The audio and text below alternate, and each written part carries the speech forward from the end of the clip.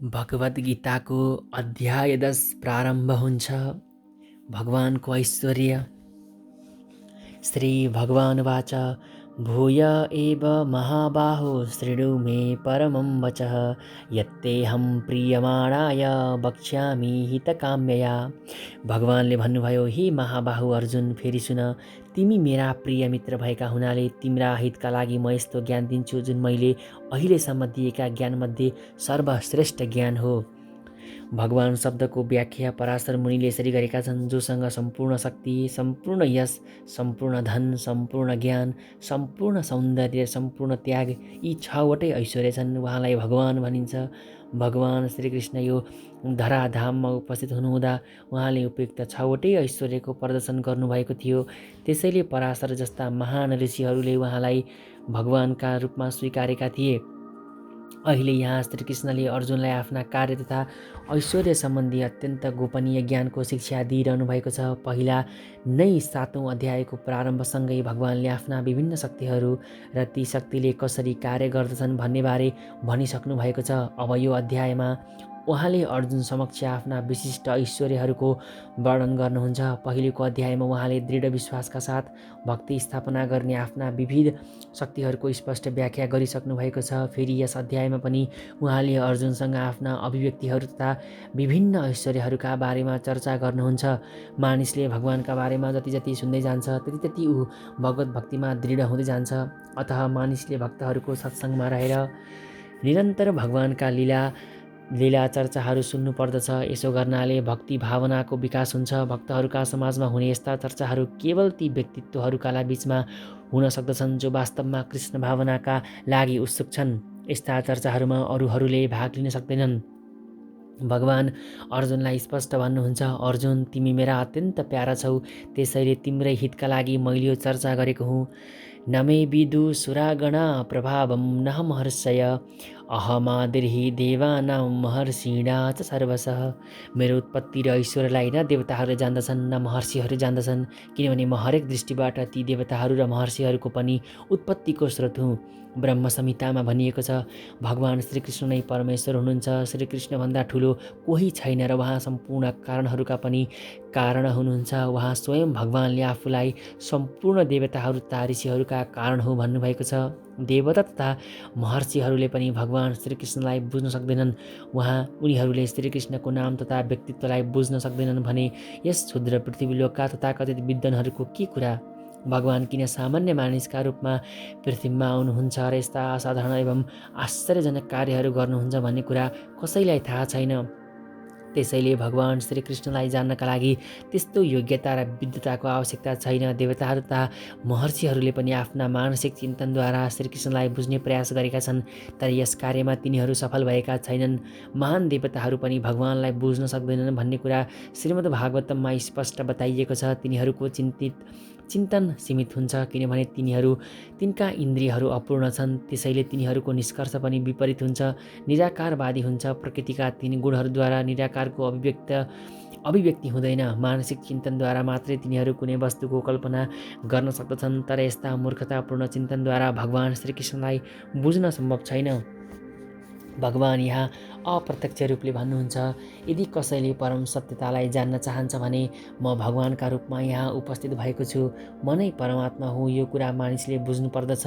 भगवान अचिन्त्य हुनुहुन्छ। त्यस्ता अचिन्त्य भगवानलाई प्रत्यक्ष रूपमा उपस्थित हुँदा मानिसले चिन्न सक्दैन, तैपनि उहाँ त्यहाँ विद्यमान रहिरहनुहुन्छ। हामीले श्रीमद् भागवत गीता र श्रीमद् भागवतम उहाँका वाणीहरूको अध्ययन गरेपछि मात्र सच्चिदानन्दले परिपूर्ण श्रीकृष्णलाई यथार्थमा बुझ्न सक्दछौँ। भगवानको अपराशक्ति अन्तर्गत रहेका व्यक्तिले भगवानलाई कुनै शासक शक्ति वा निराकार ब्रह्मका रूपमा अनुभव गर्दछन्, तर भगवानलाई यथार्थ रूपमा अनुभव गर्नका लागि मानिसले आफूलाई दिव्य अवस्थामा पुर्याउनु पर्दछ। अधिकांश मानिसहरूले भगवान श्रीकृष्णलाई यथार्थ रूपमा बुझ्न सक्दैनन्। यस्ता विचारकहरूमाथि दया देखाउनका लागि अहैतुकी कृपावश उहाँले अवतार लिनुहुन्छ। यी चिन्तकहरू भगवानका असामान्य क्रियाकलापलाई देख्दा देख्दै पनि माया शक्तिको कल्मसले गर्दा निराकार ब्रह्म नै सर्वश्रेष्ठ हो भन्ने सोच्दछन्। भगवानका चरणमा पूर्णतः समर्पित भएका भक्तहरूले मात्र परमेश्वरका कृपाले श्रीकृष्ण नै परमात्मा हुनुहुन्छ भन्ने कुरा बुझ्न सक्दछन्। भगवानका भक्तहरूले निराकार ब्रह्मको वास्ता गर्दैनन्। आफ्नै श्रद्धा र भक्तिले तिनीहरूलाई तुरुन्त भगवानमा समर्पित बनाउँदछ अनि श्रीकृष्णका कृपाले तिनीहरू कृष्ण तत्त्व बुझ्न सक्ने हुन्छन्। यी बाहेक अरू कसैले पनि उहाँलाई चिन्दैनन्। जसलाई हामी आत्मा वा परमात्मा भनेर पूजा गर्दछौँ, उहाँ भगवान श्रीकृष्ण नै हुनुहुन्छ भन्ने कुरामा ठुला ठुला महर्षिहरू पनि सहमत छन्। यो माम जमनादि च वेत्ति लोकमहेश्वरम् असम्मूढ समच्छेषु मत्यर्षु सर्वपापै प्रमुच्यते। जसले मलाई अजन्मा अनादि सबै लोकका महान ईश्वर भनेर बुझेका छ, त्यही व्यक्ति मानिसहरूमा मोह रहित हो र त्यही व्यक्ति सबै पापहरूबाट मुक्त पनि हुन्छ। भगवद् गीताको 7औं अध्यायमा भनिएको छ, मनुष्याण सहस्रेषु कश्चित यतति सिद्धये। अर्थात् जसले आध्यात्मिक क्षेत्रमा आफूलाई आत्मसाक्षात्कारको स्तरसम्म उठाउने प्रयास गरिरहेको छन्, ती साधारण मानिस होइनन्। तिनीहरू अध्यात्म ज्ञान नभएका साधारण व्यक्तित्वहरूभन्दा लाखौँ गुणा श्रेष्ठ हुन्। तर जो वास्तवमा आफ्नो आध्यात्मिक स्थितिलाई बुझ्ने प्रयास गर्दछ, त्यसले श्रीकृष्ण भगवान नै हुनुहुन्छ भन्ने बुझ्दछ वा श्रीकृष्ण नै हरेक वस्तुका सञ्चालक अजन्मा हुनुहुन्छ भन्ने कुरा अनुभव गर्दछ। त्यो अत्यन्त सफल आध्यात्मिक अनुभूति प्राप्त गरेको व्यक्ति हो।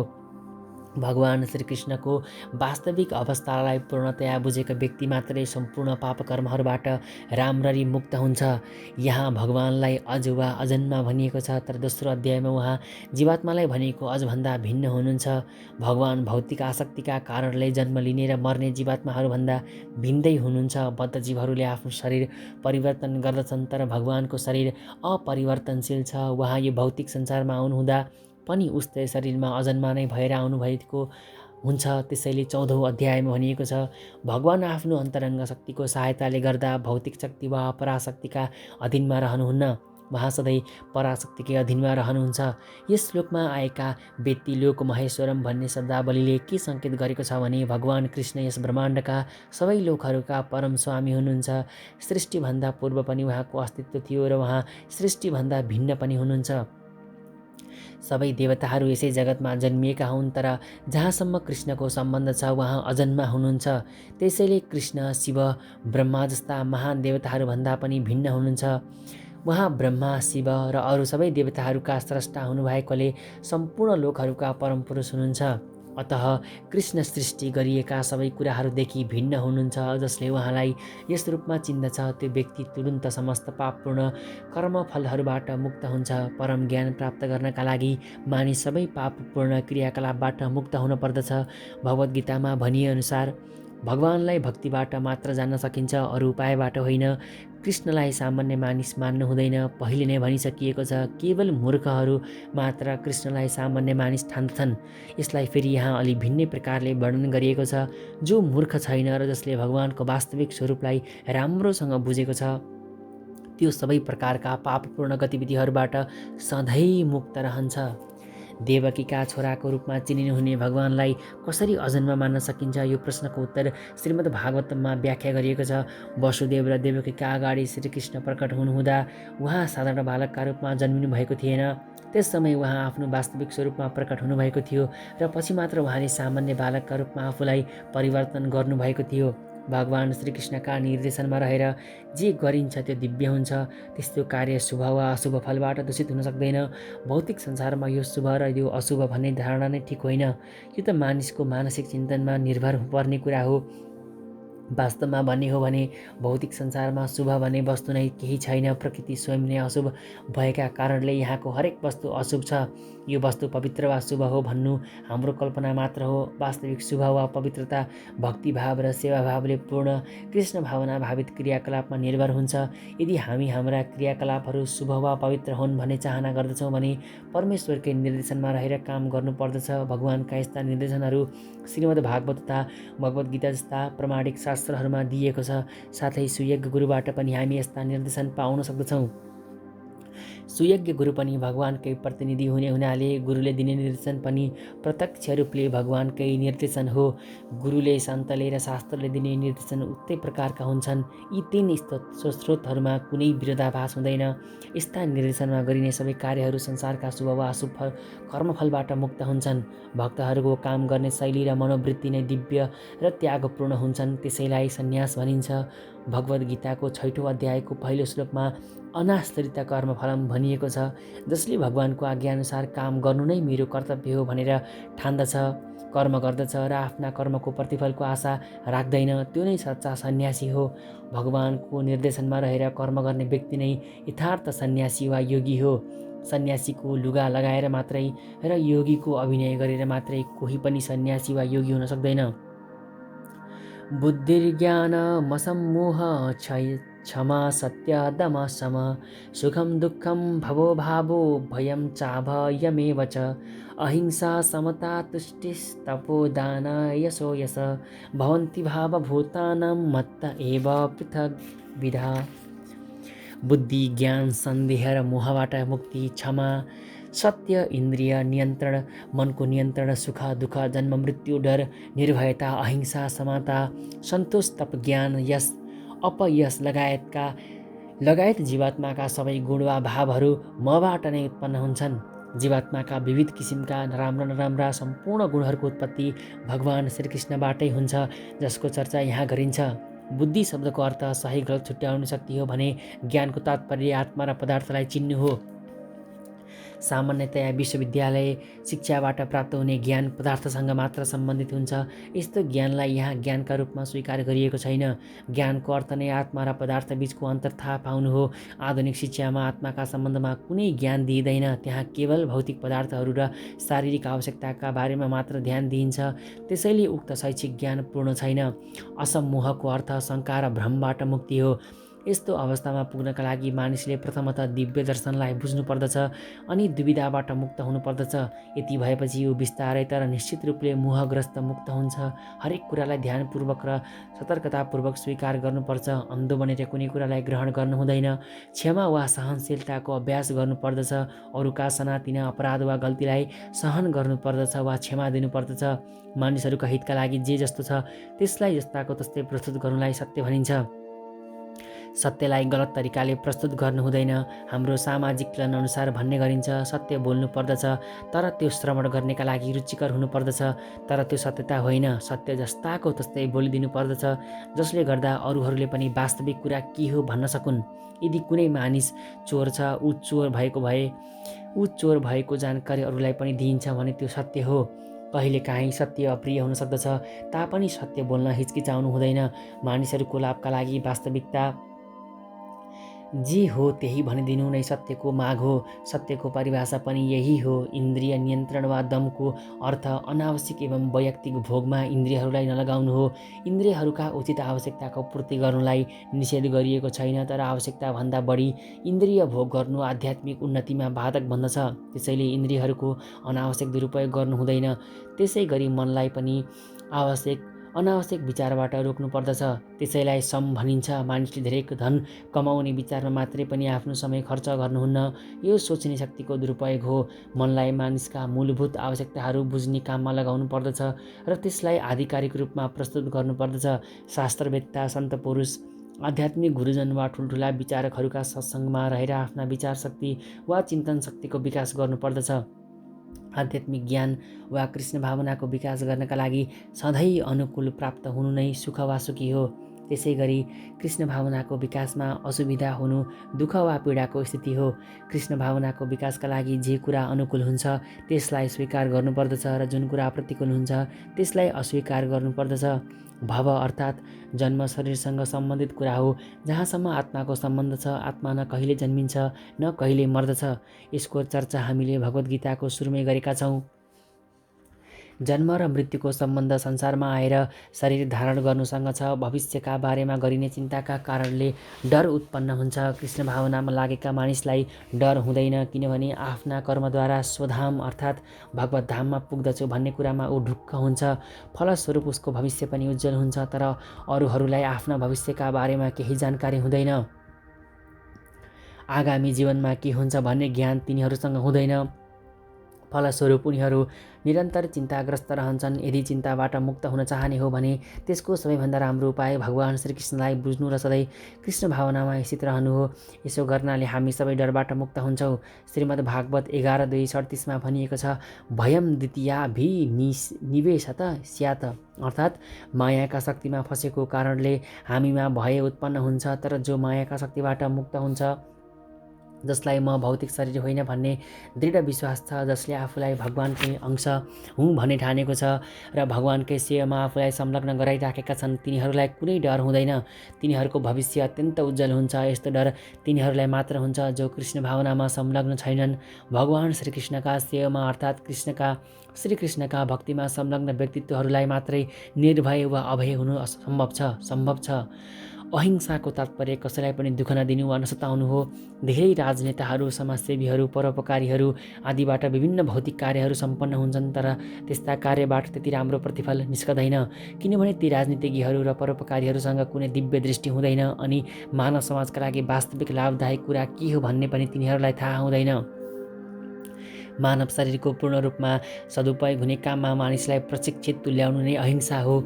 मानिसको शरीर आत्मा साक्षात्कार गर्नका लागि हो। जुन संस्था वा सङ्गठनबाट यस प्रकारको उद्देश्य पूर्तिमा प्रोत्साहन पाइँदैन, त्यसबाट मानव शरीरप्रति हिंसा भएको ठहरिन्छ। सामान्यतया जुन कार्यबाट मानिसका भविष्यमा आध्यात्मिक सुखको वृद्धि हुन्छ, त्यसैलाई अहिंसा भनिन्छ। समता भन्ने शब्दले राग र द्वेषबाट मुक्ति भन्ने अर्थ बुझाउँदछ। अत्यन्त अनुराग पनि राम्रो होइन र अत्यन्त द्वेष पनि राम्रो होइन। राग र द्वेषबाट मुक्त भएर यो संसारलाई स्वीकार गर्नुपर्दछ। जुन जुन कुराले कृष्ण भावना वा कृष्ण प्रेम उत्पन्न गर्नमा सहयोग पुर्याउँदछन् तिनलाई स्वीकार गर्नुपर्दछ र जुन कुरा कृष्ण भावनाका प्रतिकूल छन् तिनलाई अस्वीकार गर्नुपर्दछ। यसैलाई भनिन्छ समता। कृष्ण भावनामा लागेका व्यक्तिहरूका निमित्त न कुनै कुरा ग्राह्य हुन्छ न त्याज्य नै। कृष्ण भावना सम्पन्न गर्नका लागि त्यस वस्तुको उपयोगिता कति छ त्योसँग मात्र उसको सम्बन्ध हुन्छ। तुष्टि शब्दको अर्थ हो सन्तोष। अनावश्यक काम गरेर धेरैभन्दा धेरै भौतिक वस्तुहरूको सङ्ग्रह गर्ने कामप्रति इच्छुक हुनु हुँदैन। ईश्वरका कृपाले जे जति प्राप्त हुन्छ त्यसैमा सन्तुष्ट गर्नुपर्दछ। त्यसैलाई तुष्टि भनिन्छ। तपस्को अर्थ तपस्या हो। यस अन्तर्गत वेदमा भनिएका विभिन्न विधिविधानहरूको पालन गर्नुपर्दछ, जस्तै बिहान उठ्नु, स्नान गर्नु इत्यादि। कहिलेकाहीँ बिहानै उठ्ने काम निकै गाह्रो हुन्छ, तर स्वेच्छाले यस्ता कष्टहरू सहनुलाई तपस्या भनिन्छ। त्यसै गरी महिनाका केही निश्चित दिनहरूमा उपवास बस्ने विधान पनि छ। कसैलाई यस्तो उपवास बस्ने इच्छा नहुन पनि सक्दछ, तर कृष्ण भावनाको विज्ञानमा प्रगति गर्ने सङ्कल्प लिइसकेपछि यस किसिमका शारीरिक कष्टहरू पनि उठाउनै पर्ने हुन्छ। तर वैदिक निर्देशनका विरुद्ध उपवास गर्नु कुनै आवश्यकता छैन। मानिसले कुनै राजनीतिक कारणले उपवास गर्नुहुन्न। त्यस्तै उपवासलाई भगवद् गीतामा तामसी उपवास भनिएको छ। तामसी वा राजसी तरिकाले गरिएका कुनै पनि कार्यले आध्यात्मिक उन्नति हुन सक्दैन। सत्वगुणमा रहेर गरिएको कुनै पनि कार्यले मानिसलाई समुन्नत बनाउँदछ। त्यसैले वैदिक निर्देशन अनुसार गरिएको उपवासले आध्यात्मिक ज्ञानलाई अझ समृद्ध बनाउँदछ। जहाँसम्म दानको सम्बन्ध छ, मानिसले आफ्नो आय आर्जनको 50% अंश कुनै पुण्य कार्यमा लगाउनु पर्दछ। तर कस्तो कार्यलाई पुण्य कर्म भन्ने? निश्चय नै कृष्ण भावनामा रहेर गरिने कार्यहरू पुण्य कर्म हुन् वा शुभ कार्य हुन्, यस्ता कार्यलाई शुभ कार्य मात्र नभनेर सर्वोत्तम भन्नुपर्दछ, किनभने भगवान श्रीकृष्ण स्वयं शुभ पुण्यमय हुनुहुन्छ। त्यसैले उहाँका कार्यहरू पनि शुभ मङ्गलमय हुन्छन्। अतः कृष्ण भावनामा संलग्न व्यक्तित्वहरूलाई मात्र यस प्रकारको दान दिनुपर्दछ। वैदिक साहित्यमा ब्राह्मणलाई दान दिनुपर्दछ भनिएको छ। यो प्रचलन अझ पनि चलिआएको छ। हुन त अहिले यसको रूप वेदमा वर्णन गरिएको छैन, तैपनि वेदको आदेश छ दान ब्राह्मणहरूलाई नै दिनुपर्दछ। किनभने तिनीहरू आध्यात्मिक ज्ञानको उच्च विकासमा लागेका हुन्छन्। आफ्नो सम्पूर्ण जीवनलाई ब्रह्म ज्ञान प्राप्त गर्ने कार्यमा लगाएका व्यक्ति ब्राह्मण मानिन्छन्। भनिएको पनि छ, ब्रह्म जानाति ब्राह्मण, अर्थात् जसले ब्रह्मलाई जानेको छ त्यो ब्राह्मण हो। त्यसैले ब्राह्मणलाई दान दिइने गरेको हो, किनभने उनीहरू निरन्तर उच्चतम आध्यात्मिक सेवामा लागिरहेका हुन्छन् र जीविकोपार्जन गर्ने समय तिनले पाउँदैनन्। वैदिक साहित्यमा सन्यासीलाई पनि दान दिने आदेश छ। सन्यासीहरू ढोका ढोकामा गएर भिक्षा माग्दछन्, तर यस्तो भिक्षा उनीहरूले आय आर्जनको लागि होइन, ज्ञानको प्रचारका लागि माग्दछन्।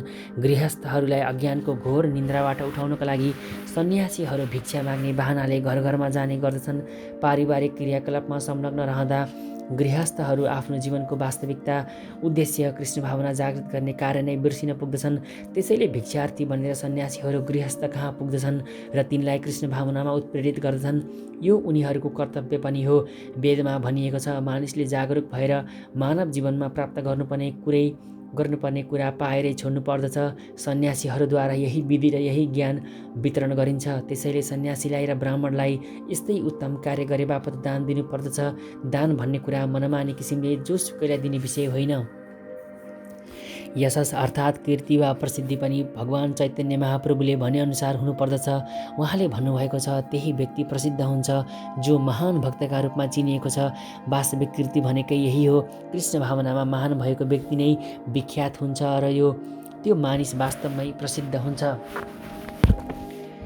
यी सारा गुणको संसारभरिका मानव समाजमा र देव समाजमा पनि प्रकट हुन्छन्। अन्य लोकहरूमा पनि विभिन्न किसिमका मानिसहरू छन् र यी गुणहरू यहाँ पनि छन्। कृष्ण भावनामा उन्नति गर्न चाहनेहरूका लागि भगवान् श्रीकृष्णले यी सबै गुणहरू उत्पन्न गरिदिनुहुन्छ। तर यिनको विकास मानिसले स्वयं आफै भित्रबाट गर्नुपर्दछ। भगवानको भक्तिमय सेवामा लागेको व्यक्तिले भगवानको योजनाअनुसार सम्पूर्ण असल गुणको विकास गर्दछ। हामीले संसारमा राम्रा वा नराम्रा जे जस्ता वस्तुहरू देख्दछौँ ती सबैको मूल भगवान् श्रीकृष्ण नै हुनुहुन्छ। भगवान् श्रीकृष्ण नभएको कुनै पनि वस्तु यस संसारमा स्वतः उत्पन्न हुन सक्दैन। यही नै वास्तविक ज्ञान हो। हामीले वस्तुहरूलाई भिन्दा भिन्दै किसिमले अवस्थित भएको देखे पनि ती हरेक वस्तु भगवान् श्रीकृष्णबाटै प्रभावित हुन्छन्, उत्पन्न हुन्छन्। यसको अनुभूति हामीमा हुनुपर्दछ। महर्षय सप्तपूर्वो चत्वारो मनवस्तथा मद्भावा मानसा जाता येषां लोक इमा प्रजाः। 7 जना महर्षिहरू, त्योभन्दा पूर्वका 4 जना महर्षिहरू, मनुहरू, मनुष्य जातिका पूर्वज सबै मबाट अर्थात् मेरा मनबाट उत्पन्न भएका हुन् र विभिन्न लोकमा निवास गर्ने सम्पूर्ण जीवात्माहरू तिनीहरूबाट उत्पन्न भएका हुन्। भगवानले यहाँ ब्रह्माण्डका प्रजाहरूको आनुवांशिक वर्णन गरिरहनु भएको छ। ब्रह्माजी सबैभन्दा ज्येष्ठ जीव हुन् र उनी हिरण्यगर्भका नामले चिनिने परमेश्वरको शक्तिबाट जन्मेका हुन्। ब्रह्माबाट 7 महर्षिहरू र तीभन्दा पहिले सनक, सनन्दन, सनातन र सनत कुमार यी 4 महर्षिहरू उत्पन्न भए पनि अनि त्यसपछि मनुहरूको जन्म भयो। यी 25 जना महान ऋषिहरू सम्पूर्ण विश्व ब्रह्माण्डभरिका प्राणीहरूका प्रजापति मानिन्छन्।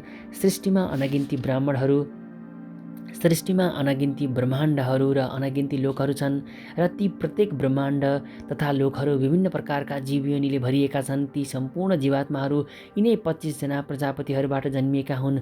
भगवान् श्रीकृष्णका कृपाले आत्म साक्षात्कार गर्नु अघि ब्रह्माजीले 1000 दिव्य वर्ष तपस्या गरे अनि उनलाई सृष्टि कसरी गर्ने भन्ने कुराको ज्ञान भयो। त्यसपछि ब्रह्माबाट सनक, सनन्दन, सनातन र सनत कुमारको जन्म भयो। त्यसपछि रुद्रको जन्म भयो र त्यसपछि सप्तर्षिहरू जन्मिए। यस्तै प्रकारले भगवानकी शक्तिबाट सम्पूर्ण ब्रह्माण्ड र सम्पूर्ण ब्राह्मण र क्षत्रियहरूको जन्म भयो। ब्रह्मालाई पितामह भनिन्छ र भगवान् श्रीकृष्णलाई प्रपितामह अर्थात् उहाँलाई पितामहका पनि पिता भनिन्छ। भगवद्गीताको 11औं अध्यायमा यसको चर्चा गरिएको छ। एतं विभूतिं योगं च मम यो वेत्ति तत्त्वतः सोऽविकल्पने योगेन युज्यते नात्र संशय। मेरो यो ऐश्वर्य र योगमा जसलाई वास्तवमा पूर्ण विश्वास छ त्यो व्यक्ति मेरो अहेतुकी भक्तिमा लाग्दछ, यसमा कुनै शङ्का छैन। आध्यात्मिक पूर्णताको सर्वोच्च परिणति भगवत ज्ञान हो। भगवानका विभिन्न ऐश्वर्यहरूमा दृढ विश्वास नभएसम्म मानिस भक्ति सेवामा लाग्न सक्दैन। भगवान महान हुनुहुन्छ भन्ने कुरा साधारणतया सबैलाई थाहा छ, तर भगवान कसरी महान हुनुहुन्छ भन्ने कुराको पूर्ण जानकारी सबै मानिसलाई हुँदैन। त्यसको विस्तृत विवरण यहाँ दिएको छ। भगवान कसरी महान हुनुहुन्छ भन्ने कुरा यथार्थ रूपमा जानेपछि मानिस स्वाभाविक रूपले भगवानको शरणागत बन्न पुग्दछ र आफूलाई सधैँ भगवानकै सेवामा संलग्न गराउँदछ। भगवानका ऐश्वर्यको वास्तविक जानकारी पाएपछि भगवानका शरणमा पर्नु बाहेक अर्को विकल्प रहँदैन। श्रीमद् भागवत, भगवद्गीता र यस्ता अन्य साहित्यमा गरिएको वर्णनबाट यस किसिमको वास्तविक ज्ञान प्राप्त गर्न सकिन्छ। यस ब्रह्माण्डको प्रशासन चलाउने व्यवस्थाका लागि सबै लोकहरूमा विभिन्न देवताहरूलाई नियुक्ति गरिएको छ। तीमध्ये केही प्रमुख देवताहरू हुन् ब्रह्मा, शिव, 4 कुमारहरू र अन्य प्रजापतिहरू।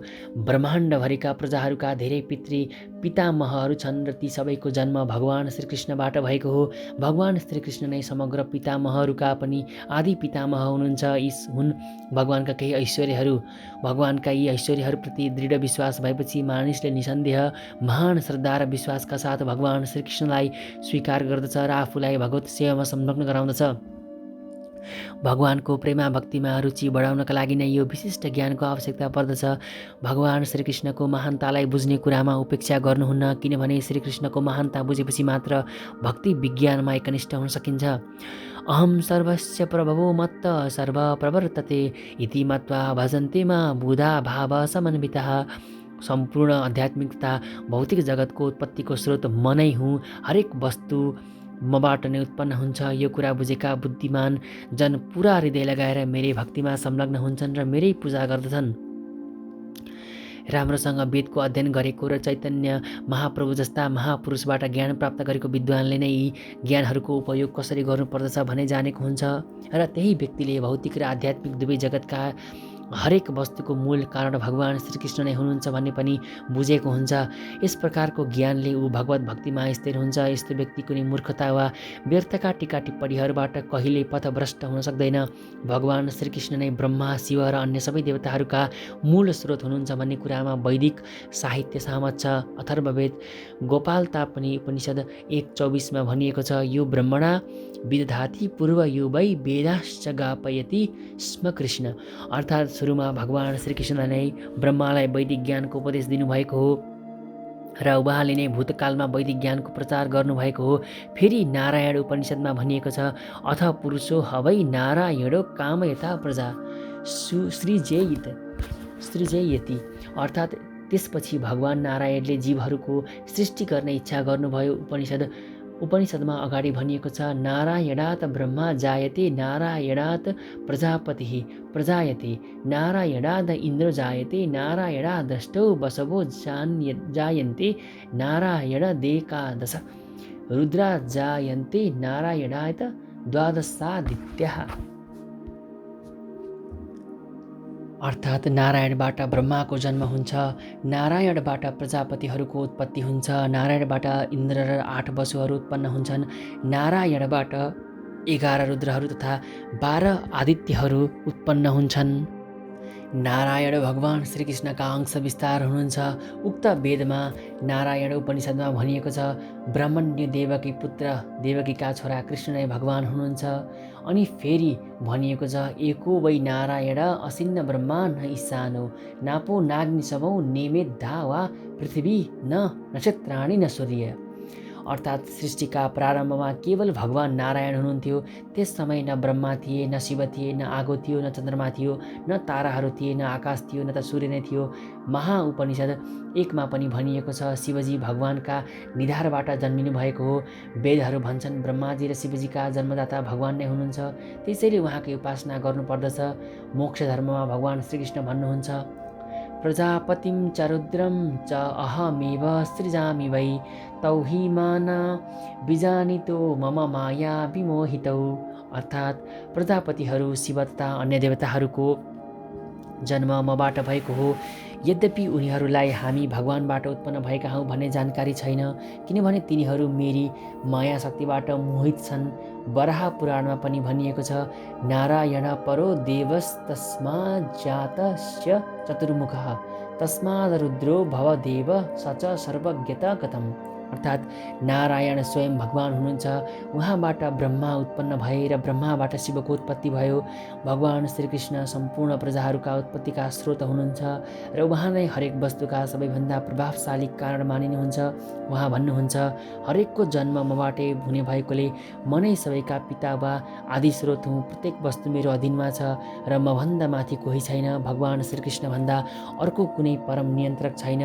जसले वैदिक साहित्यलाई आधार बनाएर प्रामाणिक गुरुको यस किसिमको कृष्ण तत्त्वलाई बुझ्दछ, उसले आफ्ना सम्पूर्ण शक्तिहरू कृष्ण भावनामा लगाउँदछ। र स्वयं आफू सच्चा विद्वान बन्दछ।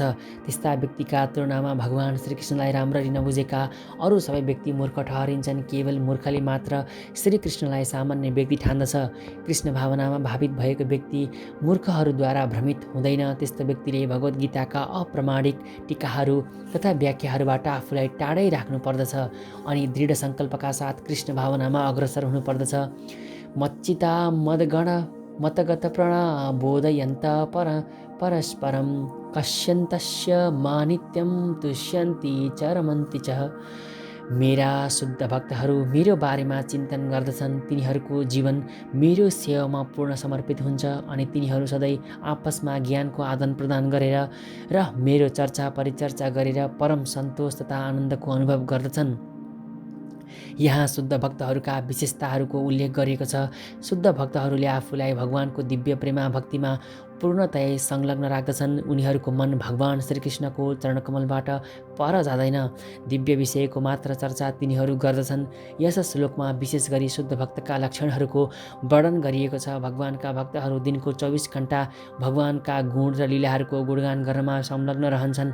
तिनीहरूको हृदय तथा आत्मा निरन्तर भगवान श्रीकृष्णमा निमग्न भइरहन्छ र अरू भक्तहरूसँग भगवानको चर्चा गर्न पाउँदा प्रसन्न हुन्छन्। भक्तिको प्रारम्भिक अवस्थामा सेवाबाट उनीहरूले दिव्य आनन्दको अनुभव गर्दछन् र परिपक्व अवस्थामा वास्तविक भगवत प्रेममा अवस्थित हुन्छन्। त्यस्तो दिव्य अवस्थामा पुगिसकेपछि उनीहरूले भगवत धाममा प्राप्त हुने सर्वोच्च पूर्णताको आस्वादन गर्दछन्। चैतन्य महाप्रभु भन्नुहुन्छ, यो दिव्य भगवत भक्ति प्राणीहरूका हृदयमा बीज रोप्नु जस्तै हो। ब्रह्माण्डका विभिन्न लोकहरूमा असङ्ख्य जीवात्माहरू विचरण गरिरहेका छन्। तीमध्ये केही जीवहरू मात्र महाभाग्यशाली हुन्छन्। फलस्वरूप तिनको भेट शुद्ध भक्तहरूसँग हुन्छ र तिनले भक्तिको बारेमा बुझ्ने अवसर प्राप्त गर्दछन्। यो भक्ति बीज जस्तै हुन्छ। यदि यो भक्तिको बीज जीवका हृदयमा रोपियो र हरे कृष्ण कृष्ण कृष्ण हरे हरे हरे राम राम राम हरे हरे यो मन्त्रको श्रवण तथा कीर्तन गरिराखेमा निरन्तर मलजल दिनाले कुनै वृक्षको बीज वृक्षमा परिणत भएर फल दिए जस्तै भक्तिरूपी बीजले पनि उम्रिएर बढेर फल दिन थाल्दछन्। भौतिक जगतको आवरणलाई चिरेर ब्रह्मज्योति वा आध्यात्मिक आकाशमा प्रवेश नगरेसम्म उक्त भक्तिरूपी आध्यात्मिक बिरुवा पनि बिस्तारै बढी राख्दछ। आध्यात्मिक आकाशमा पुगेर पनि यो भक्तिरूपी बिरुवा सर्वोच्च लोक अर्थात् भगवान श्रीकृष्णको लोक गोलोक वृन्दावनमा नपुगेसम्म बढिरहन्छ। अन्ततोगत्वा यो बिरुवा भगवानका चरणकमलको शरणमा पुगेर त्यही विश्राम गर्दछ। बिस्तारै एउटा बिरुवा वृक्षका रूपमा बढेर फलफुल दिन सुरु गरे जस्तै यो भक्तिरूपी बिरुवा पनि श्रवण कीर्तन रूपी सिंचन प्रक्रियाले बढ्दछ र फल दिन थाल्दछ। चैतन्य चरितामृत मध्य लीला अध्याय 19मा यसको वर्णन गरिएको छ। त्यहाँ भनिएको छ, भक्तिरूपी पूर्ण वृक्षले जब भगवानका चरणकमलको आश्रय ग्रहण गर्दछ, मानिस भगवानको प्रेममा मग्न हुन्छ। जसरी पानी बिना माछा जीवित रहन सक्दैन, त्यसैगरी भगवत प्रेममा मग्न भएको व्यक्ति पनि भगवानको सम्पर्क बिना एक क्षण पनि रहन सक्दैन। यस्तो अवस्थामा भगवानसँगको सम्पर्कका कारणले भक्तले पनि दिव्य गुणहरू प्राप्त गर्दछ। भगवान र भक्तका बीच कस्तो सम्बन्ध हुन्छ भन्ने विषयको वर्णनले श्रीमद् भागवत भरिएको छ। त्यसैले भक्तहरूका लागि श्रीमद् भागवत अति नै प्रिय ग्रन्थ हुनु पुगेको छ। यसको उल्लेख स्वयं भागवत 12, 13, 18मा पाइन्छ। श्रीमद् भागवत पुराण ममलम यद वैष्णवानम प्रियम। यस वर्णनमा भौतिक क्रियाकलापका बारेमा, आर्थिक विकासका सम्बन्धमा तथा इन्द्रिय तृप्ति वा मुक्तिका विषयमा केही वर्णन गरिएको छैन। श्रीमद् भागवत एउटै यस्तो ग्रन्थ हो जसमा भगवान र भगवानका भक्तहरूको दिव्य स्वभावको पूर्ण विवरण पाइन्छ। यस प्रकार कृष्ण चेतनालाई आत्मसात गरेका व्यक्तिहरू यस्ता दिव्य साहित्यको श्रवणबाट निरन्तर आनन्द लिने गर्दछन्। जसरी वयस्क युवा युवतीहरू पारस्परिक मिलनबाट आनन्दित हुन्छन्। तेषां सततयुक्तानां भजतां प्रीतिपूर्वकं ददामि बुद्धियोगं तं येन मामुपयान्ति ते। प्रेमपूर्वक मेरो सेवा गर्ने कार्यमा जो निरन्तर लागिरहन्छ त्यसलाई म बुद्धि दिन्छु र त्यही बुद्धिका सहायताले उसले मलाई प्राप्त गर्दछ। यस श्लोकमा प्रयोग भएको बुद्धियोग शब्द अत्यन्त अर्थपूर्ण छ। हामीलाई थाहा छ, दोस्रो अध्यायमा अर्जुनलाई उपदेश दिँदै भगवानले भन्नुभएको थियो, तिमीलाई मैले धेरै कुरा भनिसकेँ र अब म तिमीलाई बुद्धियोगको शिक्षा दिन्छु। त्यसैले यहाँ बुद्धियोगको व्याख्या गरिएको छ। कृष्ण भावनामा रहेर कार्य गर्नुलाई बुद्धियोग भनिन्छ र त्यही नै उत्तम बुद्धि हो। बुद्धिको अर्थ हो बुद्धि र योगको अर्थ हो यौगिक गतिविधि वा यौगिक उन्नति। यदि कोही आफ्नो नित्यधाम भगवत धाममा जाने प्रयासमा लागेको छ र भक्ति मार्गमा रहेर पूर्णतया कृष्ण भावनालाई अपनाएको छ, त्यस्ता व्यक्तिका क्रियाकलापलाई बुद्धियोग भनिन्छ। अर्को शब्दमा भन्दा बुद्धियोग भनेको त्यो विधि हो जसद्वारा मानिस सांसारिक बन्धनबाट बाहिर निस्किन्छ। प्रगतिको परम लक्ष्य भनेको नै भगवान् श्रीकृष्ण हुनुहुन्छ। मानिसले यसलाई बुझेका छैनन्, त्यसैले भक्तहरूको सङ्गत र प्रामाणिक गुरुको आवश्यकता पर्दछ। सर्वप्रथम त मानिसलाई उन्नतिको चरम लक्ष्य भनेको भगवान् श्रीकृष्ण नै हुनुहुन्छ भन्ने जानकारी हुनु पर्यो। यसरी लक्ष्य स्पष्ट भइसकेपछि उक्त मार्गमा मन्द गतिमा भए पनि प्रगतिका पाइला बढ्दै जान्छन् र अन्त्यमा परम लक्ष्य प्राप्त हुन्छ। जीवनको परम लक्ष्य जानेर पनि यदि कुनै मानिस कर्मका फलमा लिप्त रहिरहन्छ, त्यस्ता व्यक्तिका कामलाई कर्मयोग भन्दछन्। भगवान् श्रीकृष्णलाई जीवनको लक्ष्य भन्ने जानेर पनि श्रीकृष्णलाई बुझ्नका लागि मानसिक चिन्तनमा रमाउने मानिसको कार्यलाई ज्ञानयोग भनिन्छ। अनि यदि कसैले लक्ष्यको पहिचान गरिसकेर कृष्ण भावना तथा भक्ति योगमा रहेर भगवान् श्रीकृष्णको खोजी गर्दछ, त्यसले भक्ति योग वा बुद्धि योगमा काम गरिरहेको हुन्छ। यो नै परिपूर्ण योग हो। यो पूर्ण योग नै जीवनको सर्वोच्च सिद्ध अवस्था हो। प्रामाणिक गुरु पाएर पनि र आध्यात्मिक सङ्गठनमा लागेर पनि यदि कसैलाई प्रगति गर्नका लागि पर्याप्त बुद्धि नभए, अन्तर्हृदयमा विराजमान भगवान् श्रीकृष्णले उसलाई उपदेश दिनुहुन्छ। यो उपदेशद्वारा उसले बिना कठिनाइ भगवानलाई प्राप्त गर्न सक्दछ। यसका लागि चाहिने योग्यता भनेको निरन्तर कृष्ण भावनामा रहेर प्रेम र भक्तिका साथ भगवान् श्रीकृष्णलाई सबै प्रकारका सेवा अर्पण गर्नु हो। उसले श्रीकृष्णका लागि केही न केही सेवा गरिरहेकै हुनुपर्दछ, तर त्यो सेवा प्रेमपूर्वक हुनुपर्दछ। यदि कुनै भक्तसँग आत्मसाक्षात्कारका मार्गमा प्रगति गर्नका लागि पर्याप्त बुद्धि छैन र भक्ति कार्यमा निष्ठावान र समर्पित छ भने त्यस्तालाई प्रगति गर्ने अवसर भगवानले दिनुहुन्छ अनि अन्त्यमा उसले भगवानलाई प्राप्त गर्दछ। तेषामेवानुकम्पार्थ महमज्ञानजं तमः नाशयामात्मभावस्तु ज्ञानदीपेन भास्वतः। उनीहरूलाई विशेष कृपा गर्नका लागि तिनीहरूको हृदयमा निवास गरेर ज्ञानको उज्यालो बत्तीद्वारा अज्ञानबाट उत्पन्न अन्धकारलाई मैले नाश गरिदिन्छु भनेर भगवान् भन्नुहुन्छ। जब भगवान् चैतन्य महाप्रभु बनारसमा हरे कृष्ण कृष्ण कृष्ण हरे हरे, हरे राम राम राम हरे हरे यो महामन्त्रको प्रचार प्रसार गरिरहनु भएको थियो, त्यस समय हजारौँ हजार मानिसहरूले उहाँको अनुसरण गरिरहेका थिए। तर त्यस समयका बनारसका अत्यन्त प्रभावशाली विद्वान प्रकाशानन्द सरस्वतीले चैतन्य महाप्रभुलाई भावुक भनेर उपहास गर्दथे। कहिलेकाहीँ दार्शनिकहरू भक्तहरूलाई अज्ञानका अन्धकारमा परेका र दार्शनिक रूपले सोझा भावुकतावादी भनेर आलोचना गर्दछन्। वास्तवमा त्यो सत्य होइन। भक्ति मार्गमा धेरै ठुला विद्वानहरू छन् जसले भक्ति दर्शन प्रस्तुत गरेका छन्, तर यदि कुनै भक्तले तिनका दार्शनिक ग्रन्थहरू तथा गुरुबाट पर्याप्त लाभ नलिएका भए पनि भगवानको भक्तिमा एकनिष्ठ भएमा उसका मित्रबाट स्वयं भगवानले उसको सहायता गर्नुहुन्छ। त्यसैले कृष्ण भावनामा लागेको सच्चा भक्त ज्ञानविहीन हुँदैन। पूर्ण रूपले कृष्ण भावनामा रहेर भक्ति गर्नु नै उसको एकमात्र योग्यता हो। विवेक बिना कसैले पनि शुद्ध ज्ञान प्राप्त गर्न सक्दैन भन्ने विचार आधुनिक दार्शनिकहरूको छ। तिनीहरूलाई भगवानले यस्तो उत्तर दिनुभएको छ, पर्याप्त शिक्षा नपाएका भए पनि र वैदिक नियमहरूको पर्याप्त ज्ञान नभएका भए पनि यदि कोही शुद्ध भक्तिमा संलग्न भएमा यो श्लोकमा उल्लेख भएअनुसार भगवानले तिनको सहायता गर्नुहुन्छ। भगवान अर्जुनलाई भन्नुहुन्छ, चिन्तनद्वारा मात्रै आधारभूत रूपमा परम सत्य भगवानलाई बुझ्नु सम्भव छैन। मानसिक प्रयत्न गरेर मात्रै भगवानलाई पाउनु वा भगवानलाई बुझ्न असम्भव छ, किनभने परम सत्य भन्ने कुरा नै अति महान छ। चाहे कसैले लाखौँ वर्षसम्म चिन्तन गरिरहोस् तापनि यदि ऊ समर्पित छैन र परम सत्यको प्रेमी छैन, उसले कहिले पनि परम सत्य भगवान श्रीकृष्णलाई बुझ्न सक्दैन। केवल भक्ति सेवाद्वारा मात्र परम सत्य श्रीकृष्ण खुसी हुनुहुन्छ र आफ्नै अचिन्त्य शक्तिद्वारा उहाँले शुद्ध भक्तका हृदयमा आफूलाई प्रकट गर्नुहुन्छ। शुद्ध भक्तका हृदयमा सधैँ भगवान श्रीकृष्णको निवास हुन्छ। श्रीकृष्णको उपस्थिति सूर्य जस्तो प्रकाशमान हुन्छ र त्यहाँ अज्ञानको अन्धकार तुरुन्तै समाप्त हुन्छ। शुद्ध भक्तमाथि हुने भगवान श्रीकृष्णको विशेष कृपा भनेको यही हो। करोडौँ जन्मदेखि जम्मा भएको भौतिक सङ्गतको प्रदूषण र भौतिकतावादी धुलोले मानिसको हृदय सधैँ ढाकिएको हुन्छ। तर यदि भगवानको भक्तिमा संलग्न भएर निरन्तर हरे कृष्ण महामन्त्रको जप गरिराख्ने हो भने उक्त धुलो तुरुन्तै सफा हुन्छ र उसले विशुद्ध ज्ञान प्राप्त गर्दछ। मनुष्य जीवनका परम लक्ष्य भगवान विष्णुलाई बौद्धिक चिन्तन वा तर्कद्वारा होइन, नाम संकीर्तन र भक्तिद्वारा प्राप्त गर्न सकिन्छ भन्ने हो। शुद्ध भक्तले जीवनका आवश्यकताहरूका बारेमा चिन्ता गर्दैन। उसलाई कुनै कुराको चिन्ता गर्नै पर्दैन, किनभने उसका हृदयबाट अज्ञानको अन्धकार हट्न साथ प्रेमा भक्तिबाट प्रसन्न हुनुभएका भगवानले उसका हरेक आवश्यकताको परिपूर्ति स्वतः गरिदिनुहुन्छ। यही नै भगवद् गीताको उपदेशको सार हो। भगवद् गीताको अध्ययनबाट मानिस पूर्णतः भगवानमा समर्पित हुन सक्दछ र आफूलाई शुद्ध भक्तिमा लगाउन सक्दछ। भगवानले जिम्मेवारी लिनासाथ सबै प्रकारका भौतिकतावादी प्रयासहरूबाट पूर्णतः मुक्त हुन्छ। अर्जुन उवाच परं ब्रह्म परं धाम पवित्रं परमं भवान् पुरुषं शाश्वतं दिव्यमादिदेवमजं विभुम् आहुस्त्वा मृषय सर्वे देवर्षिनारदस्तथा असितो देवलो व्यासः स्वयं चैव ब्रवीषि मे। अर्जुनले भने, भगवान हजुर परम ब्रह्म हुनुहुन्छ, परम धाम हुनुहुन्छ, परम सत्य हुनुहुन्छ, शाश्वत हुनुहुन्छ, दिव्य हुनुहुन्छ, अजन्मा हुनुहुन्छ र महान्तम हुनुहुन्छ।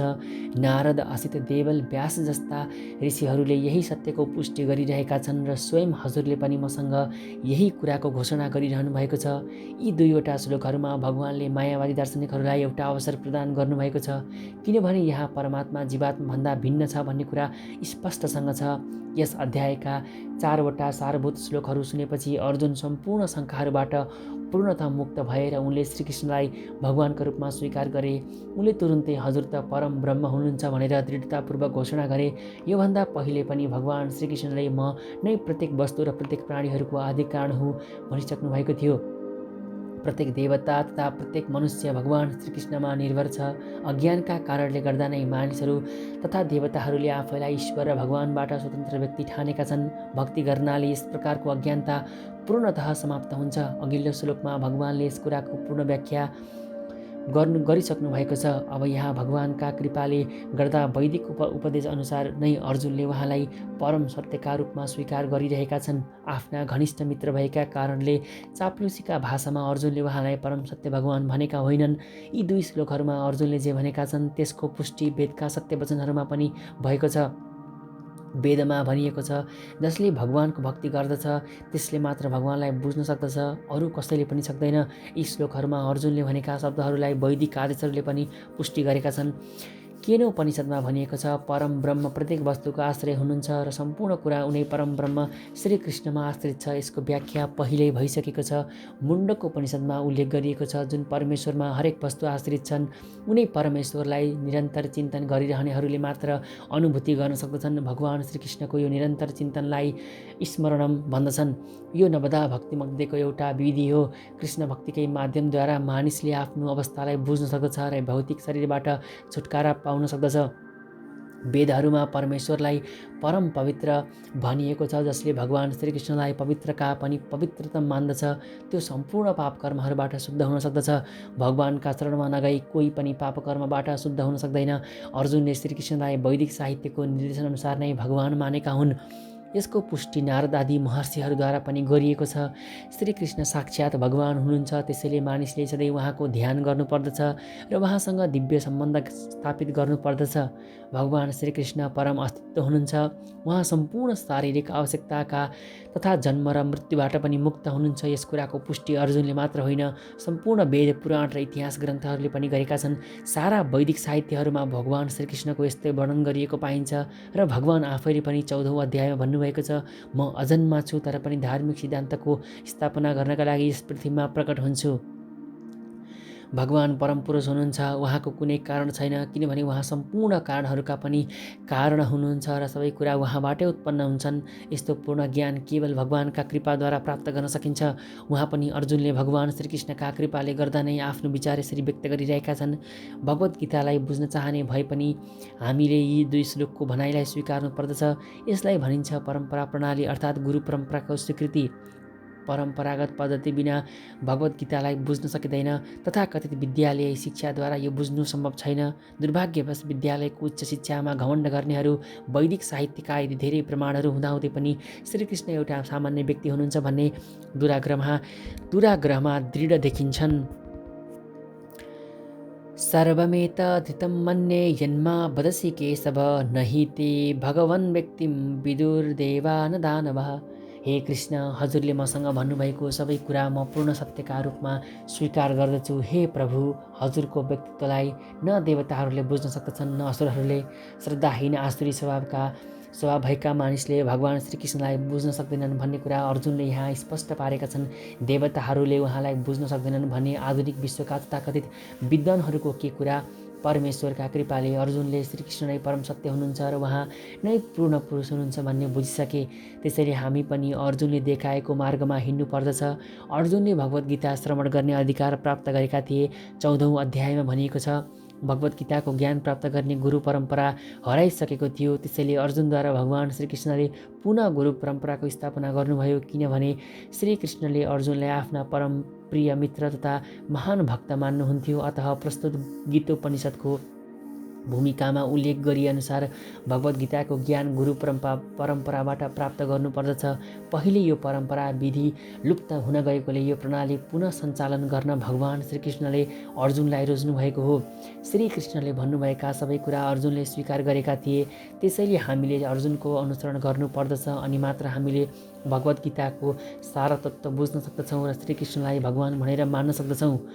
स्वयमेवात्मनात्मानं वेत्त त्वं पुरुषोत्तम भूतभावन भूतेश देवदेव जगतपते। हे परम पुरुष, हे सबैका उद्गम स्रोत, हे सम्पूर्ण प्राणीहरूका स्वामी, हे देवताहरूका पनि देवता, हे ब्रह्माण्डका अधिपति, स्वयं हजुरले मात्रै आफ्नी अन्तरङ्ग शक्तिद्वारा आफूले आफूलाई जान्नुहुन्छ। अर्जुन र अर्जुनका अनुयायी जस्ता बनेर भक्तिका माध्यमबाट उहाँको सम्पर्कमा रहने व्यक्तिले मात्र परमेश्वर र श्रीकृष्णलाई बुझ्न सक्दछन्। नास्तिक तथा आसुरी स्वभावका मानिसले उहाँलाई बुझ्न सक्दैनन्। भगवानबाट टाढा लैजाने मानसिक चिन्तन एउटा गम्भीर पाप हो, अनि जसले भगवानलाई बुझेको छैन त्यसले भगवत गीताको टीका लेख्ने प्रयास नगरे पनि हुन्छ।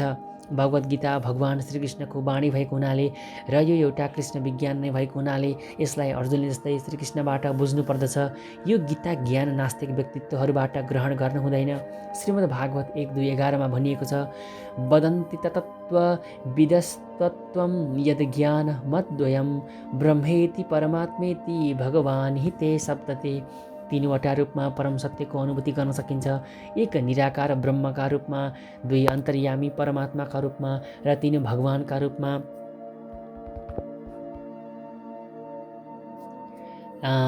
त्यसैले परम सत्यको ज्ञानको अन्तिम अवस्थामा मानिस भगवानमा आइपुग्दछ। सामान्य मानिसले वा अन्तर्यामी परमात्मा अर्थात् निराकार ब्रह्मलाई साक्षात्कार गरेको व्यक्तिले पनि भगवानको व्यक्तित्वलाई नबुझ्न सक्दछन्। अतः यस्ता मानिसले स्वयं भगवान् श्रीकृष्णले भन्नुभएको भगवत गीताका श्लोकहरूका माध्यमबाट भगवानलाई बुझ्ने प्रयत्न गर्नुपर्दछ। कहिलेकाहीँ निराकारवादीहरू श्रीकृष्णलाई भगवानका रूपमा वा भगवानको प्रमाणका रूपमा स्वीकार गर्दछन् तापनि धेरै मुक्त पुरुषहरू श्रीकृष्णलाई पुरुषोत्तमका रूपमा वा परम पुरुषका रूपमा बुझ्न सक्दैनन्।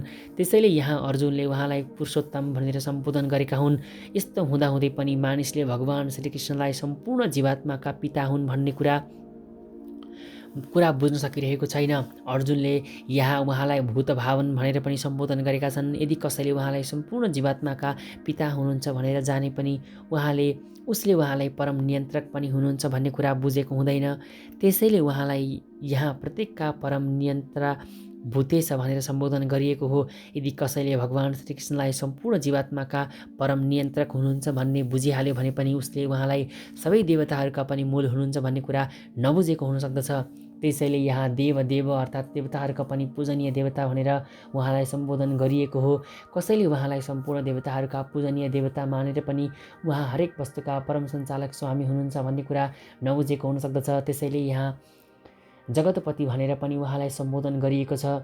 यसरी यो श्लोकमा अर्जुनको अनुभूतिद्वारा कृष्ण सम्बन्धी सत्यको स्थापना भएको छ र हामीले पनि भगवान् श्रीकृष्णलाई सही रूपमा बुझ्नका लागि अर्जुनका चरणचिन्हको अनुसरण गर्नुपर्दछ।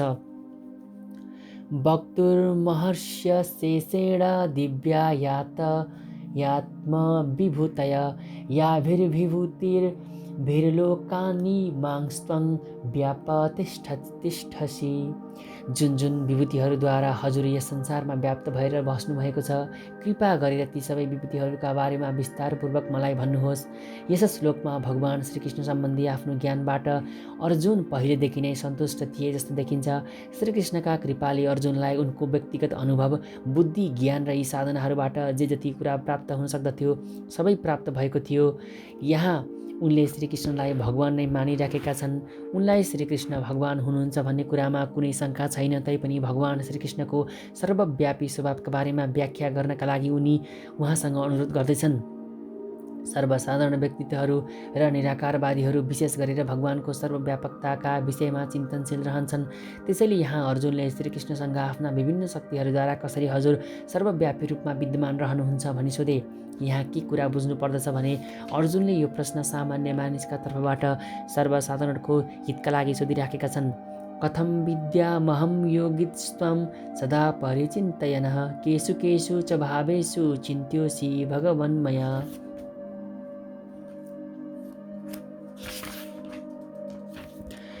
हे कृष्ण, हे परमयोगी, मैले कसरी निरन्तर हजुरको चिन्तन गरौँ? हजुरलाई मैले कसरी जानूँ? हे भगवान, हजुरलाई म कुन कुन रूपमा स्मरण गरौँ?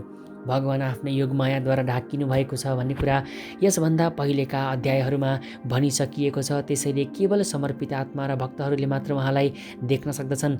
आफ्ना मित्र श्रीकृष्ण साक्षात् भगवान हुनुहुन्छ भन्ने कुरामा अर्जुन पूर्ण विश्वस्त भइसकेका छन्।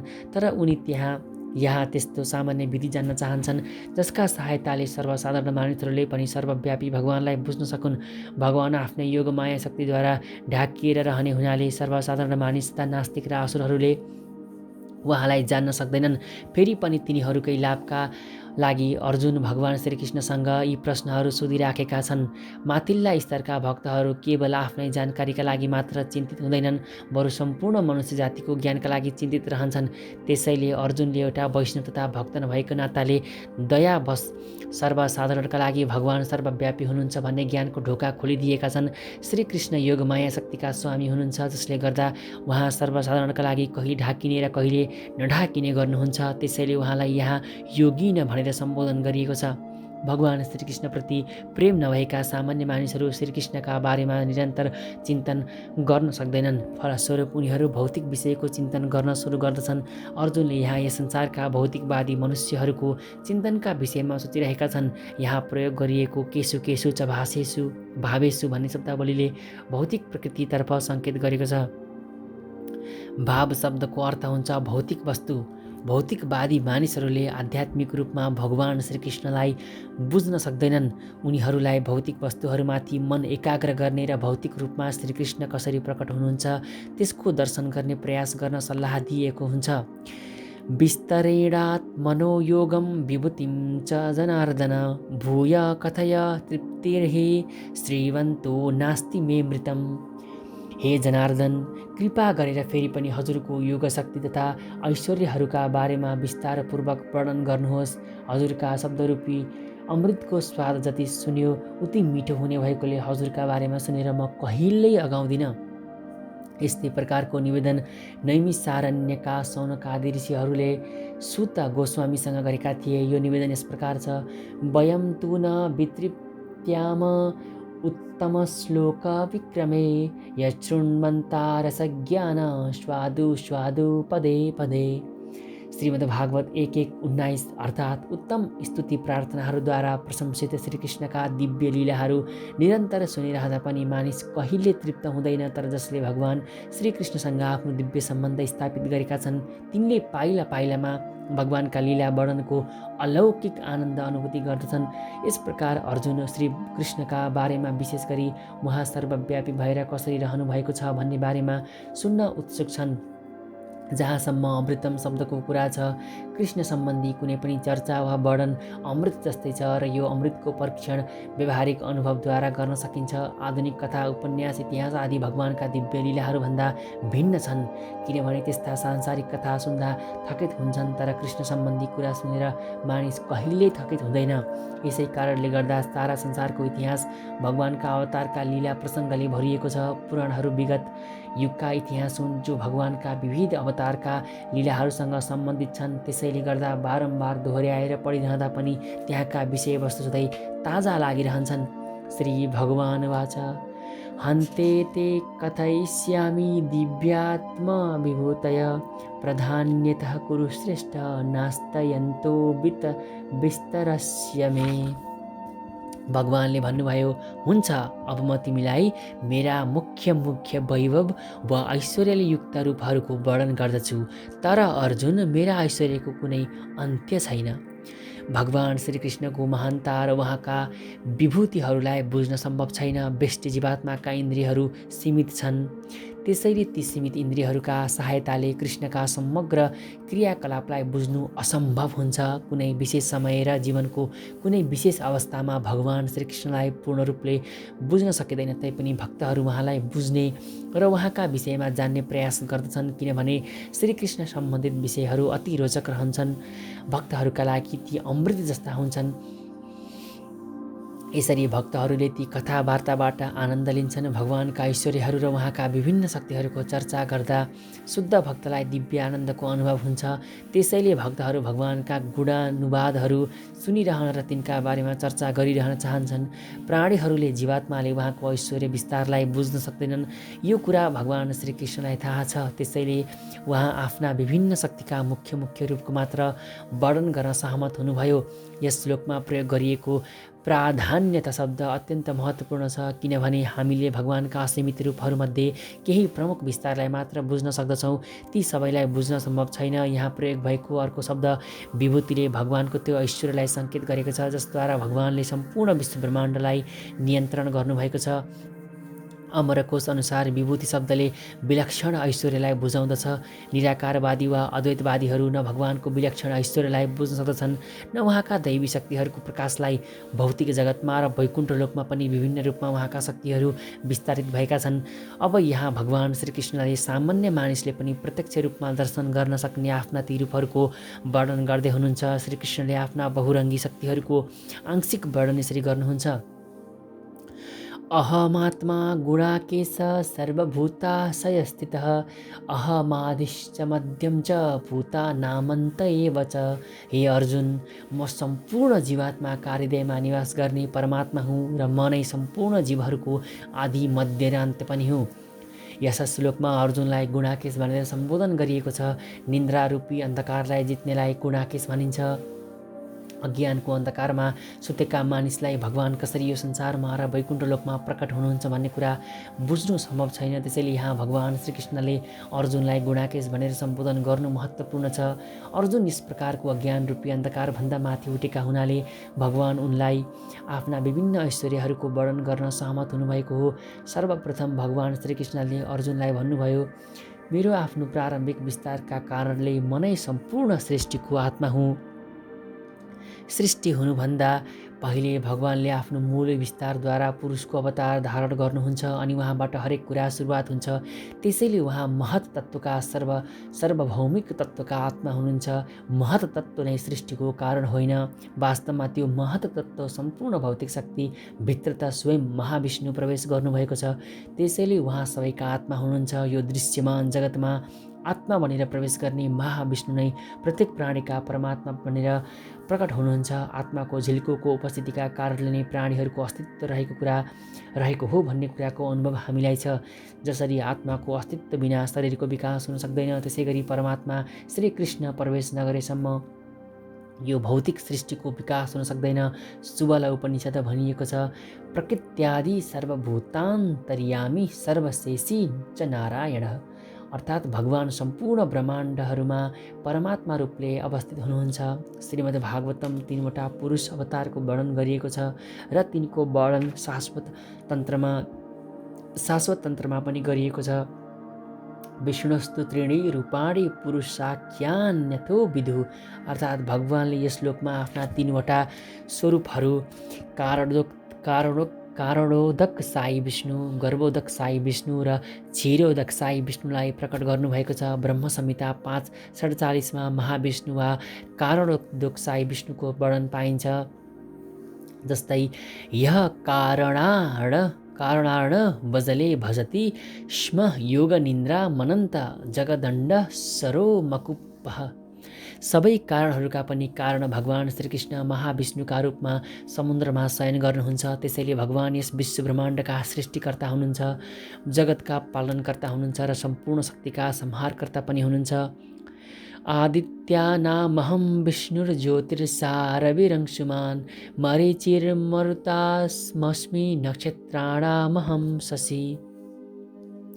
म आदित्यहरूमा म विष्णु हुँ, ज्योतिहरूमा म तेजस्वी सूर्य हुँ, वायुहरूमा म मरीचि हुँ र नक्षत्रहरूमा म चन्द्रमा हुँ। 12वटा आदित्यहरू छन्, तीमध्ये श्रीकृष्ण प्रमुख हुनुहुन्छ। आकाशमा चम्किरहेका ज्योतिपुञ्जहरूमा सूर्य प्रमुख हुन्। ब्रह्म संहितामा सूर्यलाई भगवानकै तेजस्वी नेत्र भनिएको छ। अन्तरिक्षमा 50 किसिमका वायुहरू प्रवाहित हुन्छन्। तीमध्ये सबैका अधिष्ठाता मरीचिले भगवान श्रीकृष्णको प्रतिनिधित्व गर्दछन्।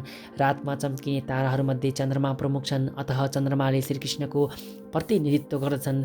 यो श्लोकबाट के बुझिन्छ भने चन्द्रमा एउटा तारा नक्षत्र हो र आकाशमा चम्किने यस्ता ताराहरूले सूर्यको प्रकाशलाई पनि परावर्तन गरिदिन्छन्। ब्रह्माण्डभित्र धेरै सूर्य छन् भन्ने सिद्धान्तलाई वैदिक साहित्यले स्वीकार गरेको छैन। सूर्य एउटै छन् र सूर्यका प्रकाशले चन्द्रमा प्रकाशित हुन्छन्। त्यसै गरी अन्य तारागण पनि प्रकाशित हुन्छन्। चन्द्रमा पनि धेरै ताराहरूमध्ये एउटा तारा हो भन्ने सङ्केत यहाँ भगवद् गीतामा गरिएको छ। भगवद् गीतामा सङ्केत गरे अनुसार चन्द्रमा एउटा तारा हो। नचम्किरहेको ताराहरू सूर्य नभएर चन्द्रमा जस्तै हुन्। वेदानां सामवेदोऽस्मि देवानामस्मि वासवः इन्द्रियाणां मनश्चामि भूतानामस्मि चेतना। म वेदहरूमा सामवेद हुँ, देवताहरूमा म स्वर्गको राजा हुँ, इन्द्रियहरूमा म मन हुँ र सम्पूर्ण प्राणीहरूमा म जीवन शक्ति वा चेतना हुँ। पदार्थ र आत्मामा के भिन्नता छ भने पदार्थमा जीवात्माको जस्तो चेतना हुँदैन। त्यसैले जीवनको यो चेतना तत्त्व परम छ, शाश्वत छ। पदार्थको सम्मिश्रणबाट चेतना उत्पन्न गर्न सकिँदैन। रुद्राणां शङ्करश्चामि वित्तेशो यक्षरक्षमास् वसुनां पावकश्चास्मि मेरुशिखरिडामहम्। म सम्पूर्ण रुद्रहरूमा शिव हुँ, यक्ष र राक्षसहरूमा म धनको देवता कुबेर हुँ, वसुहरूमा म अग्नि हुँ र सम्पूर्ण पर्वतहरूमा म सुमेर हुँ। रुद्रहरू 11 छन्, तिनीहरूमा शङ्कर अर्थात् शिवजी प्रमुख हुनुहुन्छ। उहाँ भगवानका अवतार हुनुहुन्छ र उहाँ यस ब्रह्माण्डमा तमोगुणका अधिपति मानिनुहुन्छ। कुबेर यक्षहरू र राक्षसहरूका नायक हुन्, देवताहरूका कोषाध्यक्ष हुन् र उनले परमेश्वरको प्रतिनिधित्व गरेका छन्। सुमेरु पर्वत प्राकृतिक स्रोत र साधनका दृष्टिले प्रसिद्ध सम्पन्न पर्वत हो। पुरोधसां च मुख्यं मा विद्धिं पाथ बृहस्पतिं सेनानीनामहं स्कन्द सारसामस्मि सागर। हे अर्जुन, म सम्पूर्ण पुरोहितहरूमा प्रमुख बृहस्पति हुँ, सबै सेनापतिहरूमा म कार्तिकीय हुँ र जलाशयहरूमा म समुद्र हुँ। इन्द्र स्वर्गका प्रमुख देवता हुन्, त्यसैले उनलाई स्वर्गका राजा भनिन्छ। जुन लोकमा उनले शासन गर्दछन् त्यसलाई इन्द्रलोक भनिन्छ। बृहस्पति इन्द्रका पुरोहित हुन् र इन्द्र सम्पूर्ण राजाहरूमा प्रमुख भएका हुनाले उनका पुरोहित बृहस्पति पनि पुरोहितहरूका प्रमुख हुन्। जसरी इन्द्र सबै राजाहरूमा प्रमुख छन्, त्यसै गरी पार्वती र शिवका पुत्र कार्तिकेय पनि सबै सेनापतिहरूमा प्रमुख छन्। सम्पूर्ण पानीका भण्डारमा समुद्र नै सबैभन्दा ठुलो जलभण्डार हो। भगवान् श्रीकृष्णको प्रतिनिधित्व गर्ने यी सारा कुराले उहाँको महानताको परिचय दिइरहेका छन्। महर्षीणां भृगुरहं गिरामस्मेकमक्षरं यज्ञानां जपयज्ञोऽस्मि स्थावराण हिमालय। म महर्षिहरूमा भृगु हुँ, वाणीमा म दिव्य ध्वनि ओमकार हुँ, सबै यज्ञहरूमा म पवित्र जप यज्ञ सङ्कीर्तन हुँ र सम्पूर्ण अचल वस्तुहरूमा म हिमालय हुँ। ब्रह्माण्डका प्रथम जीवात्मा ब्रह्माजीले विभिन्न योनिहरूको विस्तार गर्नका लागि धेरै पुत्रहरू उत्पन्न गर्नुभयो। ब्रह्माजीका ती पुत्रहरूमा भृगु सबैभन्दा शक्तिशाली ऋषि थिए। सम्पूर्ण दिव्य ध्वनिहरूमा ओमकार ध्वनिले भगवान् श्रीकृष्णको प्रतिनिधित्व गर्दछ। सम्पूर्ण यज्ञहरूमा हरे कृष्ण कृष्ण कृष्ण हरे हरे, हरे राम राम राम हरे हरे। यो महामन्त्रको जप नै श्रीकृष्णको पवित्रतम प्रतिनिधि हो। कहिलेकाहीँ यज्ञमा पशुहरूको वध गर्ने पनि विधान छ, त्यहाँ हिंसा हुन्छ, तर यो हरे कृष्ण जप रूपी यज्ञमा हिंसा हुँदैन। यो सरलतम र पवित्रतम ज्ञान हो। संसारमा जुन जुन कुरा शुभ छन् ती सबैले भगवान् श्रीकृष्णको प्रतिनिधित्व गर्दछन्। त्यसैले संसारको सबैभन्दा ठुलो पर्वत हिमालय पनि भगवानको प्रतिनिधि रूप हो। पहिलेको श्लोकमा मेरु पर्वतको उल्लेख छ, तर मेरु पर्वत अचल छैन, हिमालय सधैँ अचल छ। त्यसैले हिमालय मेरुभन्दा ठुलो हो। अश्वत्थ सर्ववृक्षाणां देवर्षीणा च नारदः गन्धर्वाणा चित्ररथ सिद्धानां कपिलो मुनि। सबै वृक्षहरूमा म पिपलको वृक्ष हुँ, देवर्षिहरूमा म नारद हुँ, गन्धर्वहरूमा म चित्ररथ हुँ र सिद्ध पुरुषहरूमा म कपिल मुनि हुँ। पिपलको रुख अग्ला रुखहरूमध्येको अति सुन्दर रुख हो। भारतवर्षका मानिसहरू आफ्ना प्रातःकालीन नित्य क्रियाका रूपमा प्राय पिपल वृक्षको पूजा गर्छन्। नारद देवताहरूका पनि पूजनीय ऋषि हुन्।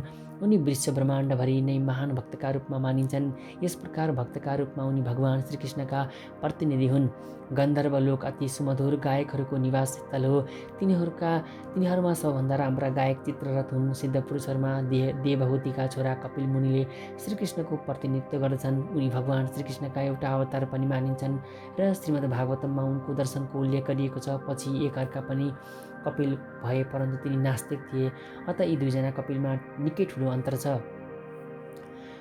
उच्चै स्रव समस्वाना विद्धि माम मृत्योद्भवम् ऐरावतं गजेन्द्राणा नारायणं च नराधिपम्।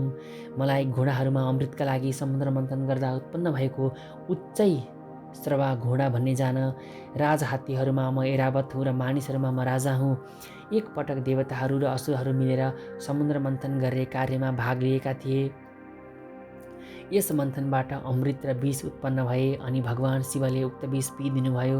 अमृतका साथमा धेरै जीवात्मा पनि उत्पन्न भएका थिए। तीमध्ये एउटा थियो घोडा, जसलाई उच्चै श्रवा भनिन्छ। अमृतबाट अर्को एउटा ऐरावत नाम गरेको हात्ती उत्पन्न भयो। यी दुई पशुहरू अमृतबाट उत्पन्न भएका हुनाले तिनीहरूको विशेष महत्त्व छ र तिनीहरू भगवान् श्रीकृष्णका प्रतिनिधि हुन्। मानिसहरूमा राजा श्रीकृष्णको प्रतिनिधि हो। भगवान् श्रीकृष्ण ब्रह्माण्डका पालनकर्ता हुनुहुन्छ र आफ्ना असल गुणका कारणले नियुक्त गरिएका राजाहरू पनि आफ्नो राज्यका पालनकर्ता हुन्छन्। महाराज युधिष्ठिर, महाराज परीक्षित र भगवान् राम जस्ता राजाहरू सबै अत्यन्त उच्च कोटिका धर्मात्मा थिए र तिनीहरू सधैँ आफ्ना जनताका हितका कुरा सोचिरहन्थे। वैदिक साहित्यमा राजालाई ईश्वरको प्रतिनिधि मानिएको छ। तर यस युगमा धार्मिक सिद्धान्तहरूको राजसँगै राजतन्त्रको पनि पतन भयो र अन्त्यमा अब विनाश नै हुन लाग्यो। तर बुझ्नुपर्ने के कुरा छ भने विगतमा धार्मिक राजाहरूका अधीनमा रहँदा मानिसहरू धेरै सुखी थिए। आयुधानामहं व्रज धेनूनामस्मि कामधुक् प्रजनश्चास्मि कन्दर्प सर्पाणामस्मि वासुकी। हतियारहरूमा म ब्रज हुँ, गाईहरूमा म सुरभि हुँ, सन्तान उत्पत्तिका कारणहरूमा म प्रेमका देवता कामदेव हुँ र सर्पहरूमा म वासुकी हुँ। ब्रज साँच्चीकै शक्तिशाली हतियार हो। यसैले भगवान् श्रीकृष्णका शक्तिको प्रतिनिधित्व गर्दछ। कृष्ण लोक वा वैकुण्ठ लोकका गाईहरूलाई जुनसुकै समयमा पनि दुहुन सकिन्छ र जतिसुकै आवश्यकता पर्दछ त्यति दुध तिनीहरूबाट लिन सकिन्छ। वास्तवमा यस्ता गाईहरू यस लोकमा पाइँदैनन्, तर कृष्ण लोकमा यस्ता गाईहरू रहेको उल्लेख छ। भगवानले यस्ता धेरै गाईहरू राख्नुहुन्छ जसलाई सुरभि भनिन्छ। भगवान् यस्तै गाईहरू चराउने काममा व्यस्त रहनुहुन्छ। कन्दर्प भनेको काम वासनाको इच्छा हो जसबाट असल सन्तान जन्मिन सक्छन्। त्यसैले कन्दर्प पनि भगवान् श्रीकृष्णको प्रतिनिधि हो। कहिलेकाहीँ इन्द्रिय तृप्तिका लागि मात्रै पनि सम्भोग गरिन्छ, तर यस्तो सम्भोग श्रीकृष्णको प्रतिनिधि हुन सक्दैन। असल छोराछोरी जन्माउनका लागि गरिने सम्भोगलाई नै कन्दर्प भनिन्छ र त्यो श्रीकृष्णको प्रतिनिधि स्वरूप हुन्छ। अनन्तश्चास्मि नागानां वरुणो यादसामहं पितॄणामर्यमा चास्मि यमः संयमतामहं। धेरै फणधारी नागहरूमा म अनन्त हुँ, जलचरहरूमा म वरुण देवता हुँ, पितृहरूमा म अर्यमा हुँ र नियम पालनकर्ताहरूमा म मृत्युका देवता यम हुँ। धेरै फणा हुने नाग वा सर्पहरूमा सबैभन्दा ठुलो अनन्त नाग हो र जलचरहरूमा वरुण देवता ठुला हुन्। ती दुवैले भगवान् श्रीकृष्णको प्रतिनिधित्व गर्दछन्। अर्यमाले नेतृत्व गरेको एउटा पितृलोक पनि छ र ती अर्यमा श्रीकृष्णका प्रतिनिधि हुन्। त्यस्तै दुष्टहरूलाई दण्ड दिने पनि विभिन्न जीवात्माहरू छन्। तीमध्ये यम प्रमुख हुन्। यम यो पृथ्वीलोकको नजिकैको लोकमा बस्दछन्। धेरै पाप गर्नेहरूलाई मृत्युपछि त्यहाँ लगिन्छ र तिनलाई यमले विभिन्न प्रकारका दण्ड सजायको व्यवस्था गर्दछन्। प्रह्लाद चास्मि दैत्यानां कालकालयतामहं मृगाणां च मृगेन्द्रोऽहं वैनतेयश्च पक्षिणां। दैत्यहरूमा म भक्त प्रह्लाद हुँ, दमनकारीहरूमा म समय हुँ, पशुहरूमा सिंह हुँ र पक्षीहरूमा म गरुड हुँ। दिति र अदिति दुई दिदीबहिनी थिए। अदितिका छोराहरू आदित्य भनिए, दितिका छोराहरूलाई दैत्य भनियो। सम्पूर्ण आदित्यहरू भगवानका भक्त थिए र दैत्यहरू सबै नास्तिक थिए। प्रह्लाद दैत्य कुलमा जन्मिएका थिए, तैपनि बाल्यकालदेखि नै उनी महान भक्त थिए। उनको भगवत भक्ति र असल स्वभावले गर्दा उनी भगवान श्रीकृष्णका प्रतिनिधि मानिन्छन्। दमन गर्नका लागि विभिन्न नियमहरू छन्, तर समयले यस भौतिक जगतका सबै कुरालाई क्षीण बनाइदिन्छ। त्यसैले काल अर्थात् समय भगवान श्रीकृष्णको प्रतिनिधि हो। पशुहरूमा सिंह सबैभन्दा बलियो र हिंस्रक जनावर हो भने लाखौँ प्रकारका चराहरूमा भगवान श्री विष्णुको वाहन गरुड सबैभन्दा ठुलो हो। पवनं पवतामस्मि राम शस्त्रभृतामहं जषाणां मकरश्चास्मि स्तोत्रसामस्मि जाह्नवी। पवित्र गर्नेहरूमा म वायु हुँ, शस्त्रधारीहरूमा म राम हुँ, माछाहरूमा म गोही हुँ र नदीहरूमा म गङ्गा भगीरथी हुँ। सम्पूर्ण जलचर प्राणीहरूमा गोही अत्यन्त ठुलो र मानिसहरूका लागि अत्यन्त डरलाग्दो जन्तु हो। यस प्रकार गोहीले भगवान श्रीकृष्णको प्रतिनिधित्व गर्दछ। सर्गाणामादिरन्तश्च मध्यं चैवाहमर्जुन अध्यात्मविद्या विद्यानां बाधः प्रवदतमहम्। हे अर्जुन, सम्पूर्ण सृष्टिको आदि मध्य र अन्त्य म हुँ। म सम्पूर्ण विज्ञान विद्याहरूमा आत्मविज्ञान हुँ र तर्कशास्त्रहरूमा म सारभूत सत्य हुँ। सृजित सृष्टिहरूमा सबैभन्दा पहिले सम्पूर्ण भौतिक तत्त्वहरूको सृष्टि भयो। यसको व्याख्या पहिले भइसकेको छ। महाविष्णु गर्भोदकशाही विष्णु र क्षीरोदकशाही विष्णुद्वारा यो सम्पूर्ण जगत सृजित र सञ्चालित हुन्छ अनि शिवजीद्वारा यसको संहार हुन्छ। ब्रह्माजी गौण स्रष्टा हुनुहुन्छ। जगतको सृष्टि सञ्चालन र संहार गर्ने यी सबै अधिकारीहरू भगवानका भौतिक गुणको अवतार हुन्। त्यसैले भगवान समग्र सृष्टिका प्रारम्भ मध्य र अन्त्य हुनुहुन्छ। उच्च शिक्षा प्राप्त गर्नका लागि ज्ञानका विभिन्न किसिमका धेरै पुस्तकहरू छन्, जस्तै 4 वेदहरू, तिनका 6वटा अङ्गहरू, वेदान्त सूत्र, तर्कशास्त्रहरू, धर्मशास्त्रहरू, पुराणादि ग्रन्थहरू इत्यादि। यसरी सबै मिलाएर जम्मा विद्याका 14 प्रकारका ग्रन्थहरू छन्। तीमध्ये अध्यात्म विद्या सम्बन्धी पुस्तकहरूमा विशेष गरी वेदान्त सूत्रलाई भगवान श्रीकृष्णको प्रतिनिधित्व ग्रन्थ मानिन्छ। तर्कशास्त्रीहरूका बीचमा विभिन्न प्रकारका तर्कहरू चलिरहन्छन्। विपक्षीहरूको तर्कलाई पनि समर्थन गर्दै प्रमाणका साथ एउटा पक्षको तर्कलाई पुष्टि गर्नुलाई जल्प भनिन्छ। प्रतिपक्षीलाई हराउने मात्र प्रयास गरिन्छ, त्यसलाई वितण्डा भनिन्छ, तर वास्तविक निष्कर्षलाई वाद भनिन्छ। यही निर्णायक सत्य नै भगवान श्रीकृष्णको स्वरूप हो। अक्षराणामको मकारोऽस्मि द्वन्द्व सामसिकस्य च अहमेवाक्ष्य कालोधाताहं विश्वतोमुखम्। अक्षरहरूमा म अकार हुँ, समासहरूमा म द्वन्द्व समास हुँ र अक्षय शाश्वत समय पनि हुँ र सृष्टिकर्ताका रूपमा ब्रह्मा पनि मै हुँ। अकार संस्कृत वर्णमालाको पहिलो अक्षर हो। यसैबाट वैदिक साहित्यको प्रारम्भ हुन्छ। अकार बिना कुनै कुराको ध्वनित हुँदैन, त्यसैले यो आदि स्वर हो, प्रथम ध्वनि हो। संस्कृतमा धेरै समास शब्दहरू छन्, जसमध्ये रामकृष्ण जस्ता 2 शब्दको जोड भएका शब्दलाई द्वन्द्व समास भनिन्छ। यस समास शब्दमा राम र कृष्ण दुवै शब्द अविकृत रूपमा छन्, त्यसैले यो समास शब्दलाई द्वन्द्व भनिएको हो। सबै प्रकारका मृत्यु प्रदान गर्ने कालहरूमा समय सबैभन्दा ठुलो छ, किनभने समयले हरेक वस्तुलाई मारिदिन्छ। समय पनि भगवान श्रीकृष्णको प्रतिनिधि स्वरूप हो, किनभने निश्चित समय बिना समयावधिमा एउटा महान अग्नि उत्पन्न हुनेछ र सम्पूर्ण वस्तु ध्वस्त हुनेछ, प्रलय हुनेछ। सृजनशील जीवात्माहरूमा चतुर्मुखी ब्रह्मा प्रमुख छन्, त्यसैले उनी पनि भगवान श्रीकृष्णका प्रतिनिधि हुन्।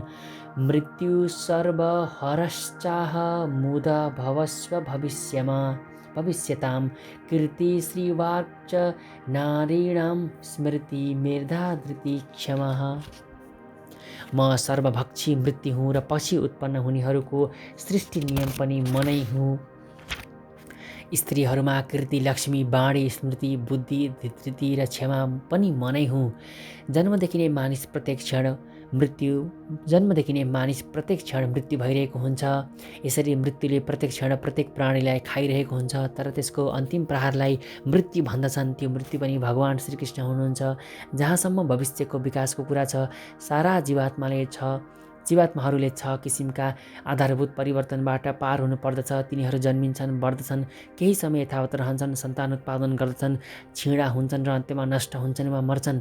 ती परिवर्तनहरूमा पहिलोले गर्भबाट छुटकारा दिन्छ र उहाँ नै भगवान् श्रीकृष्ण हुनुहुन्छ। पहिलो उत्पत्ति नै सम्पूर्ण भविष्यका क्रियाकलापको थालनी हो। यहाँ उल्लेखित 7 ऐश्वर्यहरू कृति, श्री, वाणी, स्मृति, मेधा, धृति, क्षमा सबै स्त्रीवाचक मानिन्छन्। यीमध्ये सबै वा केही ऐश्वर्य प्राप्त गर्ने व्यक्ति प्रतापी हो, भाग्यमानी हो। यदि कुनै मानिस धार्मिक व्यक्तिका रूपमा प्रसिद्ध छ भने त्यो नै यशस्वी हो। संस्कृत एउटा पूर्ण भाषा हो, त्यसैले यो भाषा अत्यन्त गौरवशाली छ। यदि कसैले कुनै विषय पढेर त्यसलाई सम्झिराख्न सक्दछ भने त्यसलाई स्मृति शक्ति प्राप्त गरेको मानिन्छ। जसले धेरै विषयका धेरै पुस्तकहरू पढ्ने मात्र होइन, तिनलाई बुझ्ने र आवश्यक परेको अवस्थामा प्रयोग पनि गर्न सक्ने क्षमता छ, त्यसलाई बुद्धि वा मेधा भनिन्छ। यो पनि एउटा अर्को ऐश्वर्य हो। अस्थिरतामाथि विजय पाउने क्षमतालाई दृढता वा धृति भन्दछन्। पूर्णतया योग्य भएर पनि जो विनीत छ, विनम्र छ र सुख दुःखमा समभाव राख्न पनि सामर्थ्य छ, त्यसलाई क्षमा नामक ऐश्वर्य प्राप्त भएको ठान्नु पर्दछ। बृहत् साम तथा साम्ना गायत्री छन्दसामहं मासानं मार्गशीर्षेर्रहिमृत्युनाकुसुमाकरः। सामवेदका ऋचाहरूमा म बहत साम हुँ, कविताहरूमा म गायत्री हुँ, महिनाहरूमा मार्ग महिना हुँ र ऋतुहरूमा म फुलहरू फुलाउने वसन्त ऋतु हुँ। म सबै वेदहरूमा सामवेद हुँ भनेर भगवानले भनिसक्नु भएको छ। सामवेद विभिन्न देवताहरूद्वारा गाइने राम्रा राम्रा गीतहरूले सम्पन्न छ। ती गीतहरूमध्ये बृहत् साम नामक गीत सर्वोत्तम वा परम मधुर छ। यो गीत रातमा गाइन्छ। संस्कृतमा कविता रचना गर्ने केही निश्चित विधि विधान छ। यसमा प्रयोग गरिएका छन्द, लय तथा अन्य तत्त्वहरू आधुनिक कवितामा जस्तै मनोमानी ढङ्गका हुँदैनन्। यस्ता नियमबद्ध कविताहरूमा सुयोग्य ब्राह्मणहरूले नित्य उच्चारण गर्ने गायत्री मन्त्र सबैभन्दा प्रसिद्ध छ। गायत्री मन्त्रको उल्लेख श्रीमद् भागवतमा पनि पाइन्छ, किनभने गायत्री मन्त्रको विशेष प्रयोजन ईश्वरलाई साक्षात्कार गर्नु हो। यसले परमेश्वरको प्रतिनिधित्व गर्छ। यो मन्त्र आध्यात्मिक रूपले उन्नत व्यक्तित्वहरूका लागि हो। यसको जप गर्दा जसले सफलता पाउन सक्दछ त्यो भगवानको दिव्य स्थितिमा पुग्न सक्दछ। गायत्री मन्त्र जप गर्नका लागि सर्वप्रथम मानिसले सिद्ध पुरुषका गुणहरू आर्जन गर्नुपर्दछ तथा भौतिक प्रकृतिका नियमअनुसार सात्विक गुणहरू प्राप्त गर्नुपर्दछ। वैदिक सभ्यतामा गायत्री मन्त्रको स्थान अत्यन्त महत्त्वपूर्ण छ। त्यसैले यसलाई ब्रह्मको शब्द अवतार मानिएको छ। ब्रह्माको गायत्री मन्त्रका दाता गुरु हुन् र त्यही गुरु परम्पराबाट यो अगाडि बढ्दै आएको छ। मङ्सिर महिनालाई सबै महिनाहरूमा उत्तम मानिएको छ, किनभने भारतवर्षमा यसै महिनामा खेतबाट अन्न बालीहरू जम्मा गराइन्छ र मानिसहरू अत्यन्त प्रसन्न हुन्छन्। वसन्त ऋतुलाई सारा संसारले मन पराउँछ, किनभने वसन्तमा धेरै जाडो पनि हुँदैन, धेरै गर्मी पनि हुँदैन र यस समयमा रुख बिरुवाहरू फलफुलहरूले सजिन्छन्। वसन्त ऋतुमै भगवान् श्रीकृष्णका लीलाहरूसँग सम्बन्धित धेरै उत्सवहरू मनाइन्छ। त्यसैले यसलाई सबै ऋतुहरूमध्ये सबैभन्दा रमाइलो मानिएको हो र यो ऋतु पनि परमेश्वर श्रीकृष्णकै प्रतिनिधि स्वरूप हो। धुत्तं छलयातामस्मि तेजस्तेजस्विनामहं जयोस्मि व्यवसायोस्मि सत्वं सत्त्ववतामहं। म धोकाहरूमा जुवा हुँ, तेजस्वीहरूमा म तेज हुँ, म विजयी हुँ, म नै साहस हुँ र बलवानहरूको बल पनि मै हुँ। सारा संसारभरि विभिन्न प्रकारका ठगहरू छन्। सबै किसिमका छल कपटहरूमा जुवा सर्वोपरि छ। त्यसैले यो श्रीकृष्णको प्रतिनिधि हो। परमेश्वर भएका हुनाले श्रीकृष्ण कुनै पनि सामान्य मानिसभन्दा बढ्ता छली वा धूर्त हुन सक्नुहुन्छ। यदि भगवान् श्रीकृष्णले कसैलाई झुक्क्याउन वा छल्न चाहनुभयो भने त्यस्तो छलकपटमा उहाँलाई कसैले भेट्न सक्दैन। उहाँको महानता एकपक्षीय नभएर बहुपक्षीय वा सर्वाङ्गपूर्ण छ। उहाँ सबै विजयीहरूका पनि विजयी हुनुहुन्छ। उहाँ तेजस्वीहरूका पनि तेज हुनुहुन्छ। उद्योगी र कर्मठहरूमा उहाँ सबैभन्दा ठुलो उद्योगी र कर्मठ हुनुहुन्छ। साहसीहरूमा सबैभन्दा बढी साहसी र बलियाहरूमा सबैभन्दा बलियो हुनुहुन्छ। भगवान् श्रीकृष्ण यस धरतीमा हुँदा बलमा उहाँलाई कसैले पनि जित्न सकेनन्। उहाँले बाल्यावस्थामा गोवर्धन पर्वत उठाउनुभयो। ठग्नमा पनि उहाँलाई कसैले जित्न सक्दैन। तेजमा पनि कसैले उहाँलाई जित्न सक्दैनन्। विजयमा पनि उहाँलाई कसैले भेट्न सक्दैन। उद्योगमा पनि उहाँलाई कसैले भेट्न सक्दैन। त्यसै गरी बलमा पनि उहाँलाई कसैले जित्न सक्दैन। वृष्णीनां वासुदेवोऽस्मि पाण्डवानां धनञ्जय मुनीनां कविरप्यहं व्यास कवि नामुष्यना कवि। वृष्णि कुलमा म वासुदेव हुँ, पाण्डवहरूमा म अर्जुन हुँ, मुनिहरूमा म व्यास हुँ र महान विचारकहरूमा म उष्णा शुक्राचार्य हुँ। श्रीकृष्ण मूल भगवान हुनुहुन्छ र श्री बलदेव उहाँका निकटतम अंश विस्तार हुनुहुन्छ। श्रीकृष्ण र श्री बलराम दुवै वसुदेवका छोरा भएर जन्मिनु भएको हुनाले दुवैलाई वासुदेव भन्न सकिन्छ। अर्को दृष्टिकोणबाट हेर्दा भगवान श्रीकृष्ण कहिले वृन्दावन छोडेर अन्यत्र नजाने हुनाले अन्यत्र देखा पर्ने श्रीकृष्णका अन्य रूपहरू उहाँकै विस्तार हुन्। वासुदेव भगवान श्रीकृष्णका निकटतम अंश विस्तार हुनुहुन्छ। त्यसैले वासुदेव श्रीकृष्णभन्दा भिन्न हुनुहुन्न। अतः भगवद्गीताको यो श्लोकमा प्रयोग भएको वासुदेव शब्दले बलदेव र वा बलरामलाई सङ्केत गरेको कुरा बुझ्नु पर्दछ, किनभने उहाँ सबै अवतारहरूका मूल स्रोत हुनुहुन्छ र यसरी वासुदेवका पनि एकमात्र उद्गम हुनुहुन्छ। भगवानको निकटतम विस्तारलाई स्वांश स्वकीय विस्तार र अर्को पृथक वा भिन्न विस्तारलाई विभिन्नांश भनिन्छ। पाण्डुका छोराहरूमा अर्जुन धनञ्जय नामले प्रसिद्ध छन्।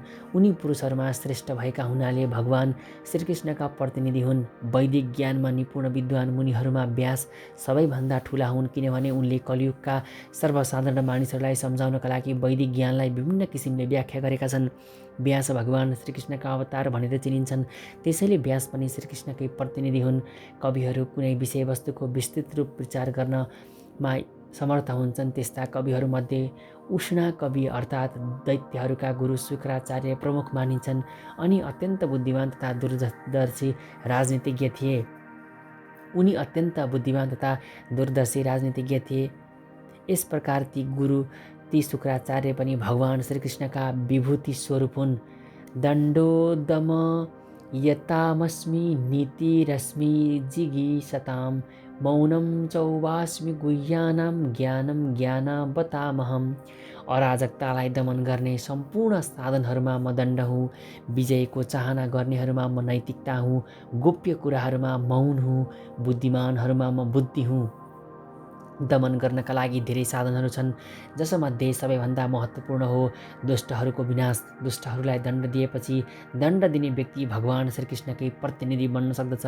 कुनै कामका क्षेत्रमा विजय प्राप्त गर्ने प्रयत्न गर्नेहरूमा विजय सूचक तत्त्व नैतिकता हो। सुन्ने सोच्ने र ध्यान गर्ने गोपनीय कार्यमा मौन धारण गर्नु सबैभन्दा महत्त्वपूर्ण कुरा हो, किनभने मौन धारण गर्नाले मानिसले अति छिटो प्रगति गर्दछ।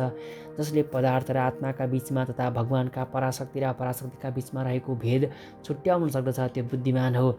यस्तो ज्ञान त स्वयं भगवान श्रीकृष्णको रूप हो। यच्चापि सर्वभूतानां बीजं तदहमर्जुन न तदस्ति विना यत्स्यान्मया भूतं चराचरम्। हे अर्जुन, म अझ सम्पूर्ण अस्तित्वलाई जन्माउने बीज हुँ। त्यस्तो कुनै चरुवा अथवा प्राणी छैन जो म बिना रहन सकोस्। प्रत्येक वस्तुको कारण हुन्छ र सृष्टिको बीज वा कारण भगवान श्रीकृष्ण हुनुहुन्छ। श्रीकृष्णको शक्ति बिना कुनै वस्तु पनि रहन सक्दैन, त्यसैले उहाँलाई सर्वशक्तिमान भनिन्छ। उहाँको शक्ति बिना न त चर प्राणीको अस्तित्व सम्भव छ, न अचर वस्तुको कुनै कुरा भगवान श्रीकृष्णको शक्तिमा आधारित छैन भन्नु नै माया हो, अर्थात् माया त्यो हो जो छँदै छैन। नान्तोऽस्ति मम दिव्यानां विभूतीनां परन्तप एष तु देशतः प्रोक्तो विभूतेर्विस्तरो मया। हे परन्तप, मेरो दिव्य विभूतिहरूको कुनै अन्त्य छैन। मैले तिमीसँग जे भने त्यो त मेरो अनन्त विभूतिहरूको सङ्केत मात्रै हो। वैदिक साहित्यमा भनिएको छ, भगवानका शक्तिहरू तथा विभूतिहरूलाई विभिन्न प्रकारले बुझ्न सकिन्छ, तैपनि त्यस्ता विभूतिहरूको कुनै सीमा छैन। त्यसले सम्पूर्ण विभूति तथा शक्तिहरूको वर्णन गर्न सम्भव छैन। अर्जुनको जिज्ञासा शान्त पार्नका लागि मात्र केही उदाहरणको चर्चा गरिएको हो।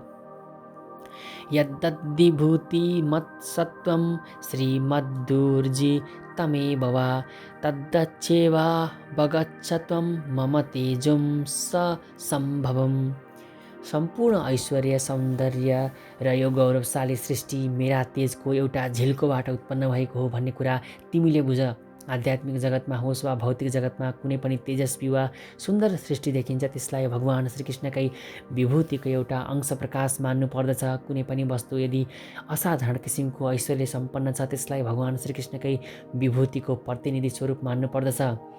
अथवा बहुनैतेन किं ज्ञातेन तवार्जुन विष्टव्याहमिदं कृष्ण मेकांशेन स्थितो जगत।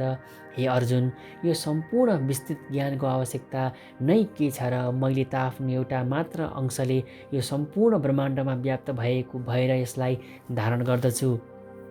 भगवान सम्पूर्ण वस्तुहरूमा परमात्माका रूपमा प्रविष्ट भएर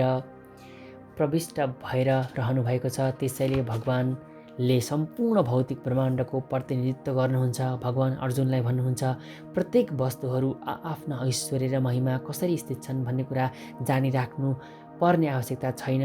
मानिसले हरेक वस्तुमा भगवान श्रीकृष्ण नै परमात्माका रूपमा अन्तर्निहित हुनुहुन्छ र त्यसकारण ती वस्तुहरू अस्तित्वमा रहेका छन् भन्ने मात्र बुझे पुग्दछ। ब्रह्मा जस्ता विराट जीवात्मादेखि लिएर कमिला जस्ता अत्यन्त साना जीवात्माभित्र पनि भगवान परमात्मा रूपले विराजमान हुनुहुन्छ र सबैको पालन गर्नुहुन्छ। त्यसैले सबैको अस्तित्व छ। संसारमा यस्ता धार्मिक संस्था छन् जसले कुनै पनि देवताको निरन्तर पूजा गर्नाले जीवनको परम लक्ष्य वा भगवान प्राप्त गर्न सकिन्छ भन्ने कुरा सधैँ प्रचार गर्दछन्। तर यहाँ देवताहरूको पूजा गर्ने कार्यलाई पूर्णतया निरुत्साहित गरिएको छ, किनभने ब्रह्मा र शिव जस्ता महानतम देवताहरू पनि भगवानका विभूतिको ऐश्वर्यको एउटा अंश मात्रै हुन्। जगतमा जन्म लिएका हरेक प्राणीका जन्मदाता भगवान श्रीकृष्ण नै हुनुहुन्छ र उहाँभन्दा ठुलो कोही छैन। उहाँ असमौर्ध हुनुहुन्छ, अर्थात् न कोही उहाँभन्दा श्रेष्ठ छ, न कोही उहाँको बराबर नै। पद्म पुराणमा भनिएको छ, जसले भगवान श्रीकृष्णलाई देवताको श्रेणीको व्यक्ति ठान्दछ त्यो ब्रह्मा वा शिव नै भए पनि तत्काल नास्तिक पाखण्डी हुन पुग्दछ।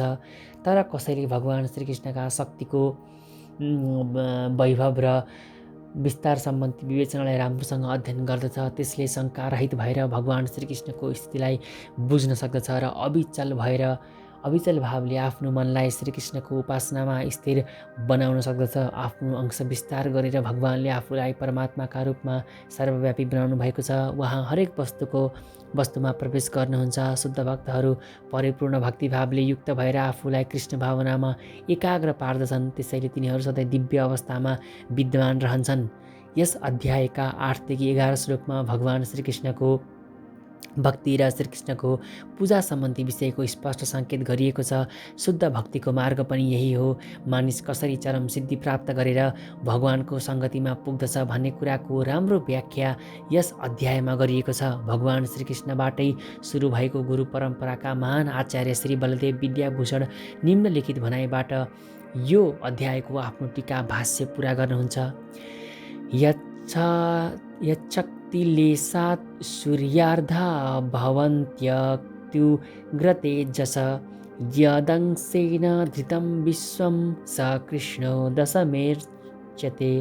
भगवान श्रीकृष्णको प्रचण्ड शक्तिबाट शक्तिशाली सूर्यले आफ्नो तेज आर्जन गर्दछन् र श्रीकृष्णको एउटा सानो अंशद्वारा यो सारा संसारको पालन भइराखेको छ। त्यसैले भगवान श्रीकृष्ण नै पूजनीय हुनुहुन्छ। इस प्रकार श्रीमद् भगवत गीता ग्रन्थ अन्तर्गत भगवानको ऐश्वर्य शीर्षक 10औं अध्यायको भक्ति वेदान्त तात्पर्य समाप्त भयो। हरि ओम तत्सत। ओम हरे कृष्ण।